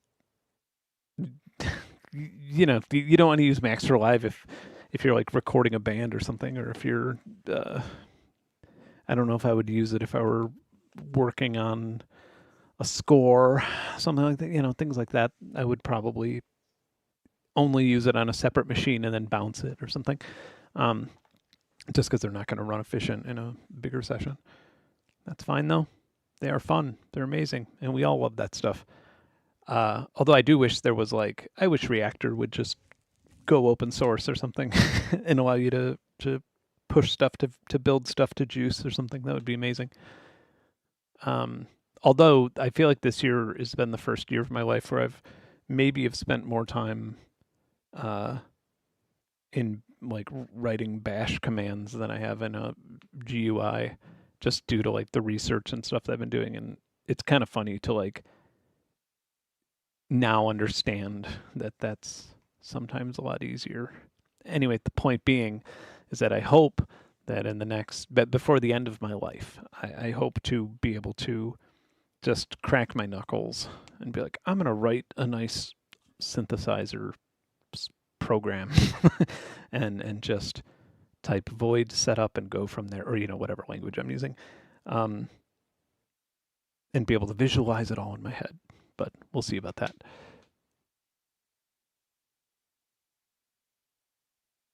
Maybe I will find some big tax fraud with the company that owns Native Instruments, and then be like, look, I'm going to expose you unless you make this open source. And then they'll be like, what's Reactor? And I'll be like, there you go. Well, anyway, I appreciate y'all watching. Back to work for me. I hopefully will have a video out by next week, but I cannot promise that because let me tell you, this infrasound stuff, it's fun, it's fascinating, but my God, is it a lot of work to bring it to video. So basically what I've been doing is taking time-lapse videos, series of tens, if not hundreds at this point, of thousands of photos, and then syncing them up to recorded infrasound. But you could record infrasound at, it's infrasound, so you could literally record it at like the lowest bit rate possible. But you do have to record for a very long time, and then trying to sync them together. And in order to do that, I've been having to use like radio time signals and GPS shit. But it's been an utter nightmare. And then so doing it in post to where you could hear what's happening in infrasound while you're watching the video and timing everything up is just very time intensive. That and like half of my, I feel like just there's a lot of flock stuff happening at the same time. Probably maybe for another video in the future, but that's weirdly taking up a bit of time too. But anyway, thanks for watching, and I might do another radio dive stream. I just got an amplifier and a DC blocker and a ton of speaker wire, meaning that I may wrap it. I have this big carport that I built right outside my studio. I may try and wrap the whole thing and just have a massive powered shortwave antenna. And then I'll finally be able to listen to Turkish news or whatever. Anyway, thanks for watching. Sorry, Baby Audio, for not like being more dedicated on techno, but it's cool. And also, you didn't like reach out. It's not like you asked me to do it. I'm interested in it. It's affordable. It's nice. Please put in choke groups. I will be much happier. If it had choke groups, I could tell you that it would probably be my go-to drum plugin for anything, for any electronic music. It would be the one I start with. Maybe not the one I finish with, but that's a huge thing. That's, piano tech's like my go-to play this and get sound plugin. So that could be my drums. All right. Well, thanks for watching, everybody, and have a wonderful evening and weekend. Bye.